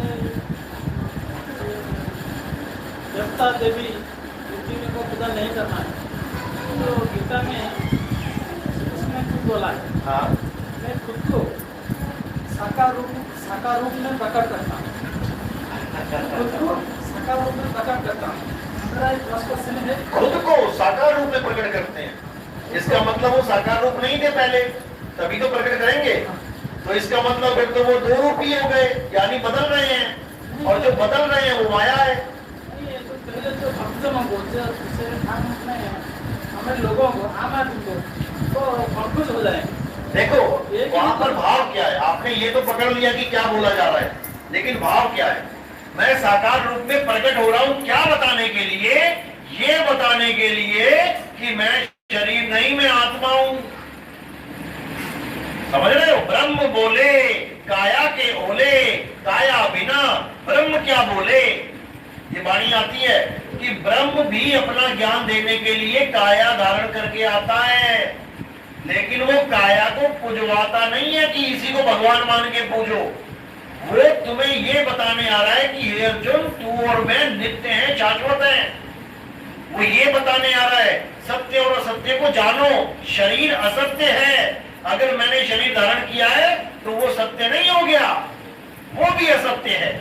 सत्य तो केवल एक है, वो आत्मा है। सत्य दो नहीं होते, सत्य दो नहीं होते। तो समझ सके मेरा सवाल ऑप्शन के लिए। हाँ, अगर कोई भक्त कबीर साहब को फोटो या मूर्ति को पूछता है तो जो साकेतिक था उसको मिलेगा क्या? जब आप बचपन में आ से अनार, आ से आम, ई से इमली पढ़ रहे थे तो वो एक तरह का चित्र था। तो आ से आम बोल के 1000 बार क्या आपका मुंह मीठा हो गया था? ई से इमली पढ़ पढ़ के क्या मुंह खट्टा हो गया था? तो ऐसे ही अगर आप साकार रूप में उसकी पूजा करोगे तो आपको वो चीज नहीं मिलेगी जो असली है। आ से आम आपने पढ़ा, लेकिन आम किताब में छपा है, किताब में है नहीं। वो कहाँ है? वो आम के बाग में है। इधर पढ़ो और उधर भागो, इधर ज्ञान लो और उधर जाके खाओ। यानी इसको छोड़ना पड़ेगा। ये नहीं कि किताब ले गए वहां पे जाके आम के बाग में और उस किताब को चाट रहे हो शाम को, तब आम का रस नहीं मिलेगा। किताब में पढ़ लिया, ज्ञान हो गया, आ से आम होता है, कहाँ होता है? आम के बाग में होता है। किताब बंद करो और जाओ आम के बाग में, वहां पर बिल्कुल वैसा ही मिलेगा जैसे किताब में है, और उसको खाओ। किताब तो एक संकेत है, आम तो एक संकेत दिया है। संकेत भी असल के जैसा नहीं होता। अगर संकेत असल जैसा होता तो वहां कागज के आम लटक रहे होते। समझ रहे हो? संकेत अलग होता है, असल अलग होता है। असल तक पहुंचने के लिए संकेत दिया जाता है, बस इतना समझ लो। लेकिन लोग संकेत को ही सत्य मान बैठते हैं। दिक्कत ये है, कृष्ण जी ने जो समझाया उन्होंने यही समझाया कि भाई शरीर असत्य है। कृष्ण जी तो, अगर आप कहो कि मैं कृष्ण जी को आदमी मान के पूछ रहा हूं, तो कृष्ण जी तो कहते हैं मेरा पहला अवतार मछली का है, मछली की पूजा करो। वो कहते हैं मेरा दूसरा अवतार कछुए का है, कछुए की पूजा करो। वो कहते हैं मेरा तीसरा अवतार जंगली सुअर का है, जंगली सुअर की पूजा करो। केवल तुम आदमी की पूजा क्यों कर रहे हो? जबकि आदमी भी, मनुष्य भी एक चोला है। चोला आदमी, चोला मनुष्य, चोला चोला यानी कपड़े। अब तुम कृष्ण जी को जब आदमी का कपड़ा मान रहे हो तो मछली का क्यों नहीं मान रहे? फिर जंगली सुअर का क्यों नहीं मान रहे? अगर कृष्ण जी आदमी है तो मछली भी है, फिर जंगली सुअर भी है। लेकिन आप उनको एक्सेप्ट नहीं करोगे, नहीं चाहिए आपको। केवल आदमी से प्यार है, क्योंकि आदमी आदमी से प्यार करता है। दिक्कत ये है, कृष्ण जी ना तो आदमी है, ना मछली है, ना जंगली सुअर है, ना ही कछुआ है, ना नरसिंह अवतार है, ना वामन है, ना परशुराम है, ना वो राम है, ना वो बुद्ध है। वो क्या है? आत्मदेव है, आत्मदेव है। किस किस को पकड़ोगे? उन्होंने तो एक नारी का भी अवतार ले लिया था। जब राक्षसों ने अमृत पीना चाहा या भस्मासुर को मारा, उन्होंने तो एक लड़की का अवतार ले लिया। अब कहे तो कृष्ण जी भी एक लड़की है। अब जब कृष्ण जी लड़की है तो राधा के साथ लड़की लड़की क्या कर रही है? समझो, अगर तुम केवल आदमी मान रहे हो तो वो केवल आदमी ही होना चाहिए, तब वो आदमी है। रामलीला होती है, रामलीला में एक ही आदमी होते हैं, लड़के सब लड़के होते हैं ना।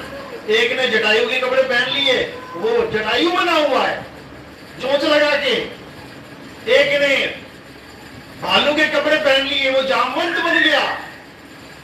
एक ने सीता के कपड़े पहन लिए, मंदोदरी के पहन लिए, लड़की वाले, औरतों वाले, वो सीता और मंदोदरी बन गई। अब वही सीता राम जी के साथ खड़ी होती है, तुम जाके माता देखते हो ये समझ के कि ये सीता है। अगर वही अपने सारे कपड़े कॉस्ट्यूम उतार के एक आदमी की तरह जो असली में है वैसे खड़ा हो जाए राम के साथ, और तुम्हें कोई कहे कि ये सीता जी इनकी पूजा करो, करोगे क्या? तुम्हारे भाव ही नहीं बनेंगे। तुम कहोगे ये कहां से सीता है, मेरी वाली तो ये सीता नहीं है। इसी प्रकार अगर कृष्ण जी तुम्हारे सामने अपने असली रूप में आ जाएं, तुम उसको भी रिजेक्ट मार दोगे कि ये कैसा कृष्ण है, ये नहीं चाहिए मुझे तो बांसुरी वाला चाहिए। अरे वो कॉस्ट्यूम है, वो कपड़े हैं बांसुरी वाले, वो कपड़े हैं मछली वाले, वो कपड़े हैं अवतार वाले। तुम कपड़ों से प्रेम करोगे या कपड़े पहनने वाले से? कृष्ण जी कपड़े नहीं है, कृष्ण जी आत्मा है। अरे राम कबीरा एक है, कहन सुनन में दो, और दो करके वो जानते जिन्हें सतगुरु मिलाना हो। कृष्ण करीमा एक है, कहन सुनन में दो, और दो करके वो जानते जिन्हें सतगुरु मिलाना। अगर तुम कृष्ण जी को आदमी मानोगे तो दिक्कत में आ जाओ। फिर तुम राधा को लड़की मानोगे, जबकि लड़का और लड़की मिट्टी के शरीर हैं। इन दोनों को चलाने वाला आत्मा है। राधा भी आत्मा है, कृष्ण भी आत्मा है, राम भी आत्मा है, सीता भी आत्मा है। बस तुम्हें ये पता लगाना बाकी है कि आत्मा होती क्या है। तब तुम समझ पाओगे कि राम जी का स्वरूप है क्या असली, और सीता का स्वरूप क्या है। नर नारी तो इन्होंने कपड़े धारण किए हुए हैं। अध्याय 3 17वां श्लोक क्या बोला है कि शरीरों की पूजा को त्यागो और क्या करो, हे अर्जुन, जो अपनी आत्मा में संतुष्ट रहता है, जो अपनी आत्मा में हमेशा के लिए स्थिर हो जाता है, जो अपनी आत्मा में रमण करता है, उसके लिए कोई धार्मिक कर्म कर्तव्य यानी ये पूजा पाठ, मंदिर मस्जिद, ये मंत्र जंतर तंत्र, ये करवा चौथ, ये फलाना, किसी का भी कोई रोल ही नहीं रह जाता, जो अपनी आत्मा में स्थित हो गया। अगला श्लोक क्या कहता है, अध्याय 3 18वां श्लोक, स्वरूप सिद्ध व्यक्ति के लिए किसी और के ऊपर निर्भर रहना खत्म। वो नहीं रहेगा किसी और के ऊपर, निर्भर ही नहीं रहेगा किसी पे कि मेरा कोई और कल्याण करेगा, यानी मेरा राम जी कल्याण करेंगे, मेरा कृष्ण जी कल्याण करेंगे, मैं मुसलमान हूं मेरा अल्लाह कल्याण करेगा, मैं ईसाई हूं मेरा गॉड कल्याण करेगा, मैं सिख हूं मेरा कल्याण वाहेगुरु करेगा। ये सब खत्म हो जाएगा और तुम स्वरूप सिद्ध यानी आत्म ज्ञानी हो जाओगे। अब तुम्हें किसी चीज की जरूरत नहीं है। हे अर्जुन, आत्मा में ही परमात्मा का, आत्म में परमात्मा दर, परमात्म में झाई और झाई में परछाई दर से लख है कबीरा साईं। परमात्मा कहाँ है? तुम्हारी आत्मा में विराजमान है। तुम अपनी आत्मा को जानो, काया को तो छोड़ दोगे एक दिन। काया छूटी तो सारे चक्कर छूट जाएंगे जिसमें तुम भगवान को ढूंढ रहे हो। मूला चक्कर, मूलाधार, कोई स्वाद चक्कर, नाभि चक्कर, ये चक्कर भी छूट जाएंगे। इंगला पिंगला सुषमना भी छूट जाएगी जिसमें तुम ढूंढ रहे हो। इंगला बिन से, पिंगला बिन से सुषमना नाड़ी, कहे कबीर सुनो ने गोरख कहाँ लगी होता है। ये प्राण भी छूट जाएंगे जिन प्राणों में तुम ढूंढ रहे हो। अरे नहीं प्राण में, नहीं पिंड में, ना ब्रह्मांड आकाश में, वो को कहां ढूंढे रे बंदे? मैं तो तेरे पड़ोस में, पास में। पड़ोस में तो मंदिर मस्जिद गुरुद्वारे होते हैं, पास में आत्मा होती है। आत्मा में रमण करो भाई, आत्म सिद्ध हो जाओ। यही मूल ज्ञान है। यही कृष्ण जी ने अर्जुन को गीता में समझाया कि हे अर्जुन, जो आत्म सिद्ध हो जाते हैं वही स्थित प्रज्ञ कहलाते हैं। वो समुद्र की तरह अचल हो जाते हैं, अब वो लहरों की तरह चलते नहीं हैं। इसी को बोला गया है। और कोई अगला सवाल समझ में आ गया? अगला सवाल कोई पूछना चाहता है? पूछो, बार बार मौके नहीं मिलते। गुरु लोग नहीं कहते सवाल पूछो, क्योंकि इतनी संगत में लस्सी हो जाती है जब जवाब नहीं आता तो। है? जब में पढ़ा था कि शब्द सगुण शब्द निर्गुण जो बोले थे, शब्द वेद पुराण। देखो समझिए हमें क्या कह रहे हैं, वैसे पूरा करना आपको शब्द पूरी काया का अंदर कर बैठे स्थाना बॉलीवुड आस्थान है, हाँ। सेंटेंस का आस्थान है, इम्पोर्टेंट है। और हाँ इसके हमें समझ नहीं आता। नहीं, इसको समझ लो। इसका भाव क्या होता है कि इसका भाव ये है कि शब्द एक नहीं है कि कोई कहे हम तो शब्द को नहीं मानते परमात्मा, क्यों? शब्द तो आदमी ने बनाए हैं। अरे भाई, आदमी ने जो शब्द बनाए हैं वो अलग शब्द है, वो शब्द अलग है, वो भाषाओं के शब्द हैं। और जिस शब्द ने आदमी बनाया है वो कुछ और है। शब्दे धरती शब्दे आकाश शब्दे शब्द भया प्रकाश सगल सृष्टि शब्द के पाछे नानक शब्द घटे घटाचे। वो शब्द अलग है जिससे सारी सृष्टि बन रही है, वो शब्द अलग है जिसको आदमी बना रहा है। आदमी जब शब्द बनाता है तो बोलने लिखने पढ़ने वाले बनाता है, और जो वो शब्द परमात्मा है जिसको शब्द गुरु बोला है वो अलग ही चीज है भाई, उसको कोई बना और बिगाड़ नहीं सकता। शब्द गुरु सुरत धुन चेला, वो शब्द अलग है। वो इसी को बोला कि एक शब्द की बात नहीं है कि एक ही शब्द को तुम मान के बैठो। जैसे कोई कहता है शब्द कहूं तो शब्द नहीं, शब्द हुआ माया की चाही, दो बिन होए ना अदर आवाजा। ये अलग चीज के लिए बोला गया है। शब्द कहूं तो शब्दों नहीं। अगर कोई कहे कि मुझे तो भगवान के नाम जप के भगवान मिल जाएगा वही शब्द है, वो शब्द नहीं है। शब्द हुआ माया की छाई। माया क्या है? कि काया ही माया है। और जितने शब्द तुम्हारे मुंह से निकल रहे हैं ये माया की छाई है। माया ना हो तो छाया बताओ कहां से होगी? तुम्हारा शरीर है, धूप में खड़े हो तो छाया है, शरीर हटा देते हैं क्या छाया रहेगी वहां पे? इसी प्रकार शरीर हटा देते हैं तो ये मंत्र रहेंगे क्या? अरे माया से ही निकल रही है छाया। हरे राम हरे कृष्णा हरे ये हरे वो, ब्रह्मा विष्णु महेश के नाम, कबीर साहब के नाम, अल्लाह अकबर, वाहे गुरु गॉड, ये सारे नाम कहां से आ रहे हैं? ये सब इस माया की छाया है, ये शब्द नहीं है। वो शब्द कुछ और है। शब्द शब्द बहुअंतरे सार शब्द मत लीजे, और कहे कबीर जहां सार शब्द नहीं धनिक जीवन सुजी। धिक्कार है उस जीवन पे जो इंसानी चोले में आके भी सार शब्द को नहीं जान पा रहा। धिक्कार है उस जीवन पर जो इन शब्दों को नहीं समझ पा रहा कि ये इंसानों ने बनाए हैं। अगर ये परमात्मा का नाम होता तो सारे संसार में एक ही होता, दो होते ही ना। जितनी चीजें परमात्मा ने भगवान ने बनाई है वो एक ही है, दो नहीं है। हवा सारे संसार में एक ही है, दो नहीं है। जब आदमी बनाता है तो क्या क्या बना देता है? अलग अलग। पानी एक ही है, जब आदमी बनाता है तो देखो क्या क्या बना देता है?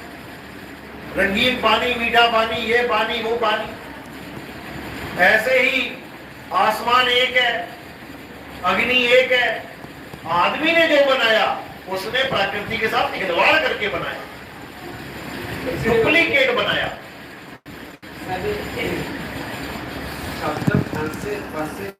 सब कोई शब्द नहीं पहचान, यही समझा रहा हूं मैं। इन्हीं शब्दों में सब फंसे हैं, क्योंकि ये शब्द वो शब्द है ही नहीं जिससे परमात्मा मिलेगा। शब्द फांस फंसे सब कोई, शब्द नहीं पहचाना। शब्द फांस क्यों बोला है? क्योंकि फांस होता है फांसी की तरह। दो होते हैं फांसों का मतलब। एक फांस होता है जो तुम्हारे पैर में चुभ गई, हाथ में चुभ गई, लकड़ी की फांस। और एक फांस होता है फांसी, जिसको बोला है लटक जाना। अब शब्द को फांस इसलिए बोला कि तुम तो सोच के बैठे थे कि इस रस्सी से मैं लटक के आगे निकल जाऊंगा, क्योंकि चढ़ने के लिए भी रस्सी काम आती है और मरने के लिए भी रस्सी काम आती है। एक ही रस्सी दोनों काम कर रही है। ऐसे ही एक ही शब्द जो केवल शब्द है दोनों काम कर रहा है, क्योंकि वो शब्द अलग अलग प्रकार का है। जिसको बोला एक नाम को जान के दूजा दे बहा, और चंचल से निश्चल भया नहीं आवे नहीं जा। एक नाम को जान के, यानी एक शब्द को जान के, असली शब्द को जान के, सार शब्द को जान के, दूजा दे बहा, दूसरे को बहा दे। अब दूसरा कौन सा है? जो आदमियों ने बनाया है, जो परमात्मा का असली नाम है, सतनाम है, उसको पकड़ ले, और जो असत नाम है उसको छोड़ दे। जिसको गुरु ग्रंथ साहब में बोला गया है असत नाम, यानी कृत्रिम नाम, कृत्रिम, नकली, कृत्रिम, संस्कृत में कृत्रिम यानी नकली। तो कहते कृत्रिम नाम कथे तेरे जीवा, इस जीव से बोले जाने वाले जितने भी नाम है वो कृत्रिम, नकली हैं, लेकिन हैं तेरे ही। कृत्रिम नाम कथे तेरे जीवा, तेरे ही हैं, लेकिन कृत्रिम क्यों हैं? क्योंकि इंसान ने बना दिए जीवा से बोल बोल के, जीव से बोल बोल के दुनिया भर के नाम बना दिए। अल्लाह, वाहेगुरु, राम, कबीर, सारे नाम 1000 करोड़ नाम है, 1000 करोड़ नाम, वो अलग नाम है। कृत्रिम नाम कथे तेरे जीवा, सत्य नाम तेरा बड़ा पुरबला। जो तेरा सतनाम है वो बोलने में नहीं आता, वो लिखने में नहीं आता, वो पढ़ने में नहीं आता, वो वस्तु ही अलग है, वो सूरत के माध्यम से पता लगती है। और उसका स्थान क्या है? वो नाम कहाँ है? वो नाम ही अमृत है। नौ द्वार नहोदर पीके, रस अमृत दसवें चुईजे। दसम द्वार पे वो टपक रहा है, चू रहा है, लेकिन तुम्हें भेद नहीं पता वो चू कहां रहा है। इसीलिए भरमते फिर रहे हो। जब गुरु मिल जाता है तो वो यही करता है, 9 दरवाजे प्रगट कीते, 10वां गुप्त रखाया। उस गुप्त द्वार का ज्ञान देके फिर अमृत का ज्ञान देता है। 10वें द्वार का भी ज्ञान देगा वही गुरु, क्योंकि गुप्त है वो, और उससे छुड़वा भी देगा, और उसको 11वें द्वार का ज्ञान देगा। एकादश खिड़की बनी जाने संत सुजान। 10 खिड़कियां, 10 दरवाजे तो इस काया के हैं। इस काया में 10 दरवाजा, ये काया के दरवाजे हैं। 10 द्वारे का पिंजरा, तामे बोले कौन, रहीबे को अचरज है, और उड़ा सो अचरज कौन। लेकिन उड़ के कहां समाएगा? 11वें द्वार में समाएगा। उसी को शब्द द्वार बोलते हैं। शब्द बिना सुरत आंगरी, अरे कहो कहां को जाए, द्वार न पावे शब्द का, फिर भटका खाए। वही 11वां द्वार, उसी में समाओगे। सुरत समाए शब्द में, वाको काल न खाए। 10 द्वारों में से निकल के, यानी काया में से निकल के आत्मा में समा जाएगी, मुक्ति हो जाएगी। अब दोबारा आना जाना नहीं पड़ेगा।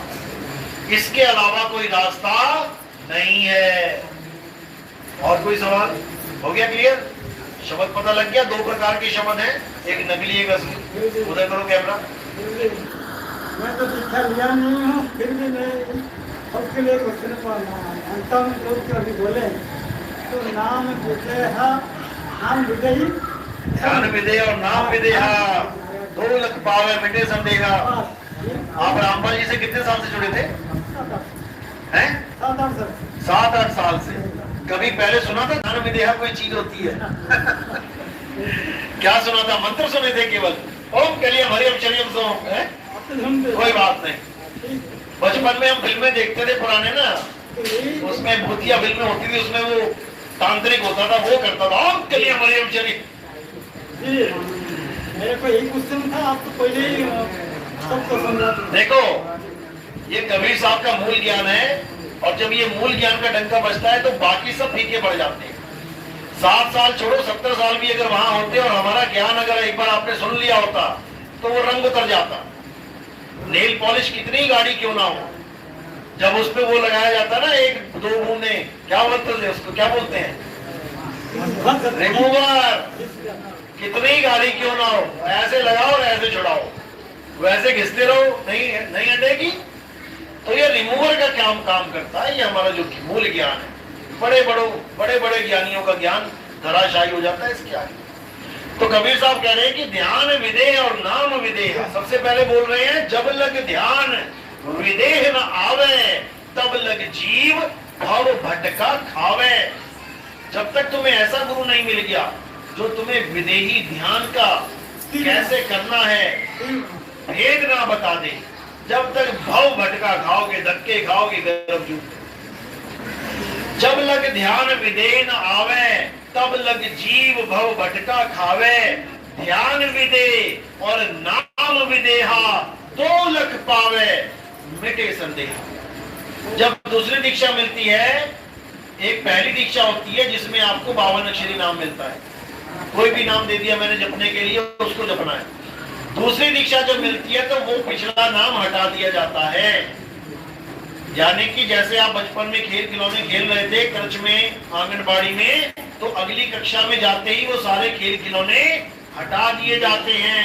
अब तुम्हें पढ़ाई से तुम्हारा कांटेक्ट करवाया जाता है और पढ़ते पढ़ते पढ़ते पढ़ते पहली क्लास में डॉक्टर बन जाते हो क्या?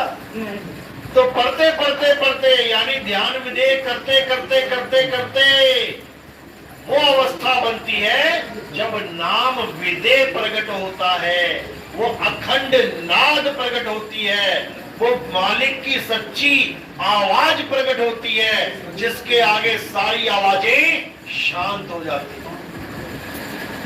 उस आवाज के आगे सारी आवाजें शांत हो जाती ना सबका नहीं, सुविधा नहीं, बहुत कष्ट है, लेकिन गुरु जी का दया जब तक नहीं होगा। अरे बंदी छोड़ की दया है। वो कहते हैं वो को कहाँ ढूंढे रे बंदे, मैं तो तेरे पास में हूँ तब भी नहीं मिलूंगा। जन्मों जन्म तक धक्के खाते आज यहाँ आगे रो पास में बड़ी अच्छी। जब तक आपको भेदी गुरु नहीं मिल गया, ये जपी तपी सन्यासी नहीं चाहिए, 1008 महामंडलेश्वर नहीं चाहिए, 108 नहीं चाहिए। ये खड़े गुरु सारे दिन खड़े ही रहते हैं, पूरा जन्म खड़े खड़े बिता देते हैं, कई जन्म पूरा जन्म पानी पी के बिता देते हैं, दूध पी के बिता देते हैं, दूधाधारी पौणाहारी। ये हमें गुरु नहीं चाहिए, हमें गुरु चाहिए भेदी जो उस भेद को जानता है। गुरु जी मिले थे, बिस्कुट देख मुझे पानी पिला के चला के नहीं बिस्कुट। अच्छा, बिस्कुट दे के पानी पिला के चले गए। इससे समय खा के गुरु का नहीं था। अच्छा खाने के लिए। अच्छा, वो तेरे बेटे क्यों खाया नहीं, मैं जानता हूँ खाया नहीं, ये जान के बंद। अच्छा, 10 की बात है, देख के मैंने खाया, खिला के मैं आपको खिलाया जी या आपने खिलाया? नहीं, वो खिलाया मुझे। अच्छा, आपको खिलाया, ठीक है। प्रसाद डाल दिया, फल आज मिल रहा है, कोई बात नहीं। क्योंकि मेरा दूसरा कोई रिलेशन हम लोग में आए थे, मैं उनको जाके पैसा में दूसरा दिन दिया तो वो लोग नहीं तो सब मालिक की लीला होती है, बंदी छोड़ सबके साथ हैं, किस पर कब कृपा करते हैं किसी को नहीं पता लगता। कई ऐसे लोग हैं जिनको एक्सीडेंट हो जाता है और उनको उनके ही गुरु के रूप में परमात्मा हॉस्पिटल पहुंचा देते हैं और वो बंदा समझता है मुझे मेरा गुरु पहुंचा के चला गया। नहीं, बिल्कुल नहीं, ये परमात्मा है जो दया कर देते हैं तुम पे। ये भूल जाना कि कोई गुरु तुम पे दया कर रहा है। गुरु का काम एक ही है, तुम्हें मार्गदर्शन करना, इससे ज्यादा मत गुरु को समझो कुछ भी। गुरु तक पहुंचना बहुत बिल्कुल, गुरु का काम है तुम्हारे सारे भरम गढ़ तोड़ देवे। जितने तुमने ऊंचे ऊंचे किले बना लिए ना ज्ञान के, ये दीमक जब बनाती है ना मकान, रहती अंदर है जमीन में, और किले कहाँ बने होते हैं इसके? जमीन से ऊपर। दीमक है ना, दीमक ही होती है ना, वो मिट्टी खोद खोद के ऊपर किले बना लेती है, ये लंबे लंबे किले, और रहती कहाँ है? जमीन के अंदर। वही होता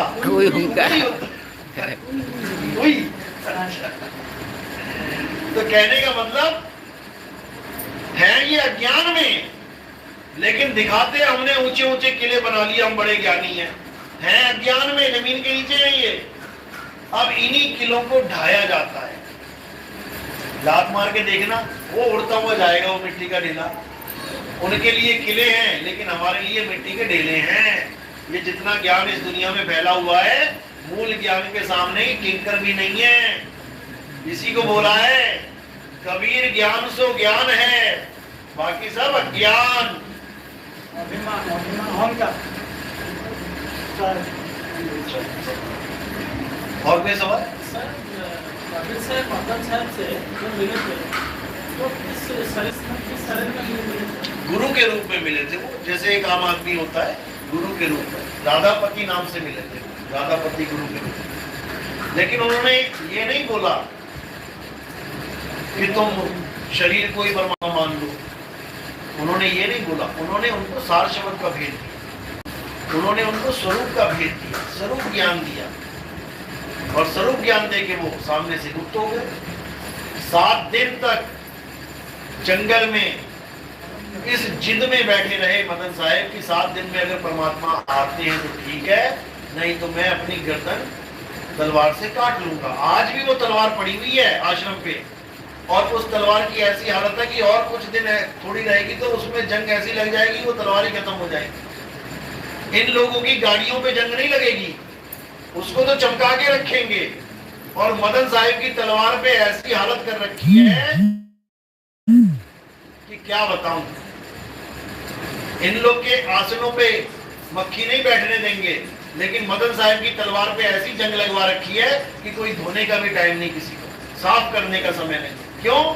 क्योंकि उस पे चंदा नहीं चढ़ रहा है। अगर उस पे चंदा चढ़ने लग जाए तो उसको सोने से मरवा दें ये लोग। तो भाई अज्ञानता के ऊपर ज्ञान हमेशा भारी पड़ता है। मदन साहिब के सारे भरम, मदन साहिब अष्टांग योग सिद्ध थे, अष्टांग योग सिद्ध। लेकिन जब कबीर वाणी पड़ी तो सारा ज्ञान छूमंतर हो गया। उनको समझ में आ गया मैंने जितना भी ज्ञान इकट्ठा किया आज तक, ये सब अज्ञान है। ज्ञान तो मैंने आज तक जाना ही नहीं होता क्या है। लेकिन जब उनको समझ में आ गई बात, फिर उन्होंने सब कुछ त्याग दिया। ये विद्या है सब छोड़ दी। यहां तक कि इतना भी बोला जाता है कि एक राजा की मर गई थी, मदन साहब ने पैर लगाया उसको, उठ, और वो उठ गई। यहां तक भी बोला जाता है। लेकिन ये सब चलो जो है, मालिक ने जिसको जिंदा करना है करवा ही देना है। जय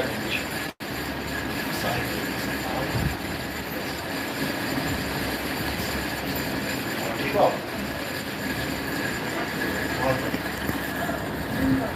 तो ये ज्ञान अज्ञान की जंग ऐसे ही चलती रहेगी जब तक हर बंदा विवेकी ना हो जाए।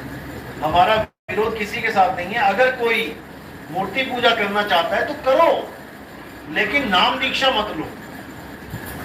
कोई खिलौनों से खेलना चाहता है तो खेलो, लेकिन बड़ी क्लासों में एडमिशन मत लो। छोटी में खेलो, 10-10 साल लगाओ आंगनबाड़ी में, कौन मना कर रहा है। एक जगह गीता में यह भी लिखा है कि देवी देवताओं की पूजा करनी भी मेरी ही पूजा है, अध्याय 7 में। उसको भी लेके लोग कहते हैं देखो देखो इसमें लिखा है देवी देवताओं को पूज लो चाहे मुझे पूज लो, एक ही बात है। भाई तुम कभी भाव पकड़ ही नहीं पाए कृष्ण जी के। जो बंदा डॉक्टर बन रहा है वो पहली दूसरी तीसरी पांचवी नहीं कर रहा क्या वो क्लास नहीं पढ़ रहा? तो पहली दूसरी चौथी पांचवी क्लास भी डॉक्टर तक पहुंचने के लिए पढ़ी जाती है, लेकिन पांचवी डॉक्टर नहीं हो जाता। 2 बच्चे हैं, एक 5वीं तक पढ़ा और एक 5वीं से आगे चला गया, डॉक्टरी तक पढ़ा, और वो कहे 5वीं वाला अबे तेरे साथ मैं बैठा होता था क्लास में, हम और तू बराबर है। तो क्या वो बराबर है? नहीं। वो कहां तक साथ थे? 5वीं तक। यानी 5वीं तक भी पढ़ना एक तरह से डॉक्टर बनने के लिए चलना था, लेकिन वो 5वीं से आगे बढ़ गया, वो डॉक्टर बन गया, और जो 5वीं वाला था वो 5वीं में रह गया। इसी प्रकार जो देवी देवताओं की पूजा कर रहे हैं वो मुझ तक ही पहुंचने के लिए लगे हुए हैं, क्योंकि देवी देवताओं की पूजा नहीं करी तो फिर आगे कैसे मिलेगा रास्ता?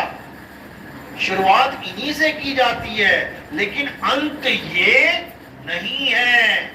शुरुआत LKG UKG से ही की जाती है, 5वीं से ही की जाती है आगे पढ़ने के लिए, लेकिन 5वीं क्लास डॉक्टरी नहीं है। इसलिए जहां तक आप ठीक है, आप किसी के साथ हो, वो भी देवता को पूछता है, हम भी देवता को पूछते हैं, ठीक है। डॉक्टर भी 5वीं में था और वो भी 5वीं में था, ठीक है। लेकिन जब आप आगे बढ़ोगे तो वो छूट जाएगा। 5वीं क्लास भी छूट जाएगी और 5वीं के यार दोस्त भी छूट जाएंगे। नुकसान हुआ कि फायदा हुआ? नुकसान हुआ। किसको नुकसान लग रहा है?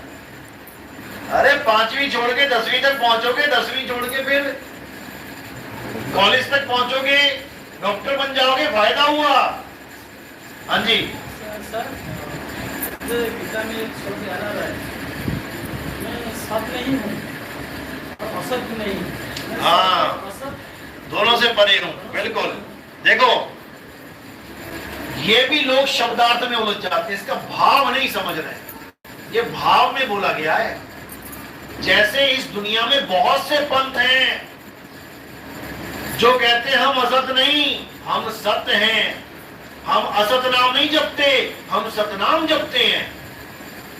इतने पंथ हैं जो सतनाम जपवा रहे हैं, लेकिन सतनाम जपना और असत नाम बोलना दोनों ही 52 अक्षर हैं। इसी जीव से तुम बोलते हो सत्य, इसी जीव से बोलते हो तुम असत, लेकिन जो बोल रहा है वो इन दोनों से परे है। लोग अपने आश्रम में लिखवाते हैं सत्य पंथ, उनको पूछो सत्य है क्या, वो नहीं पता। ये 2 अक्षर के पीछे पड़े हैं, सा और ता। ये सत्य ही परमात्मा है। अरे भाई, ये सत्य परमात्मा नहीं है, ये सत्य अक्षर हैं और असत भी अक्षर हैं। सत्य असत दोनों से परे, यानी 52 अक्षरों से परे वो मेरा स्वरूप है। नहीं तो अक्षरों को पकड़ के बैठे हैं लोग। राम जी को पकड़ने की जगह राम जी के नाम को पकड़ के बैठे हैं लोग, और राम जी का पता नहीं है तो राम के नाम को राम से भी बड़ा बना दिया। राम से बड़ा राम का नाम। बताओ, राम से बड़ा राम का नाम, कमाल ही हो गई। ऐसा नहीं है। राम ना होते तो राम का नाम कहां होता? गलत है। राम से बड़ा राम का नाम अगर आप भाव में आके देखो, शब्दार्थ में नहीं, तो नाम का मतलब क्या होता है? आत्मा। नाम ही आत्मा है। इसीलिए नानक साहब कहते हैं, कहो नानक ये तेरी वडियाई, कोई नाम न जाने मेरा। ये नाम वो नाम नहीं है 3 अक्षर का, ना न क, वो तो सब जानते हैं। नाम है आत्मा। आत्मा सत्य है, इसलिए उसका एक नाम और है सत्य नाम।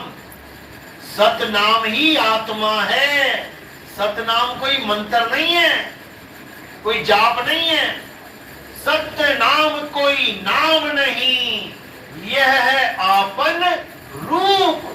और जो जाने इस भेद को पावे आप स्वरूप, वो अपना स्वरूप जान जाता है जो सतनाम का पुजारी है। अपना स्वरूप यानी आत्म स्वरूप, इसके अलावा सब झूठ है। चलो, तो आज का सत्संग यही समाप्त करते हैं, और जो नाम दीक्षा लेना चाहते हैं वो आगे आ जाएं, और जो हाँ जी अब बाद में करेंगे, नाम दीक्षा हो जाता है उसके बाद फिर। चलो, बोलिए सतगुरु बंदी छोड़ सतगुरु सत्य कबीर साहिब की सदा ही जय हो, सदा ही जय हो। मेरे साहिब बंदी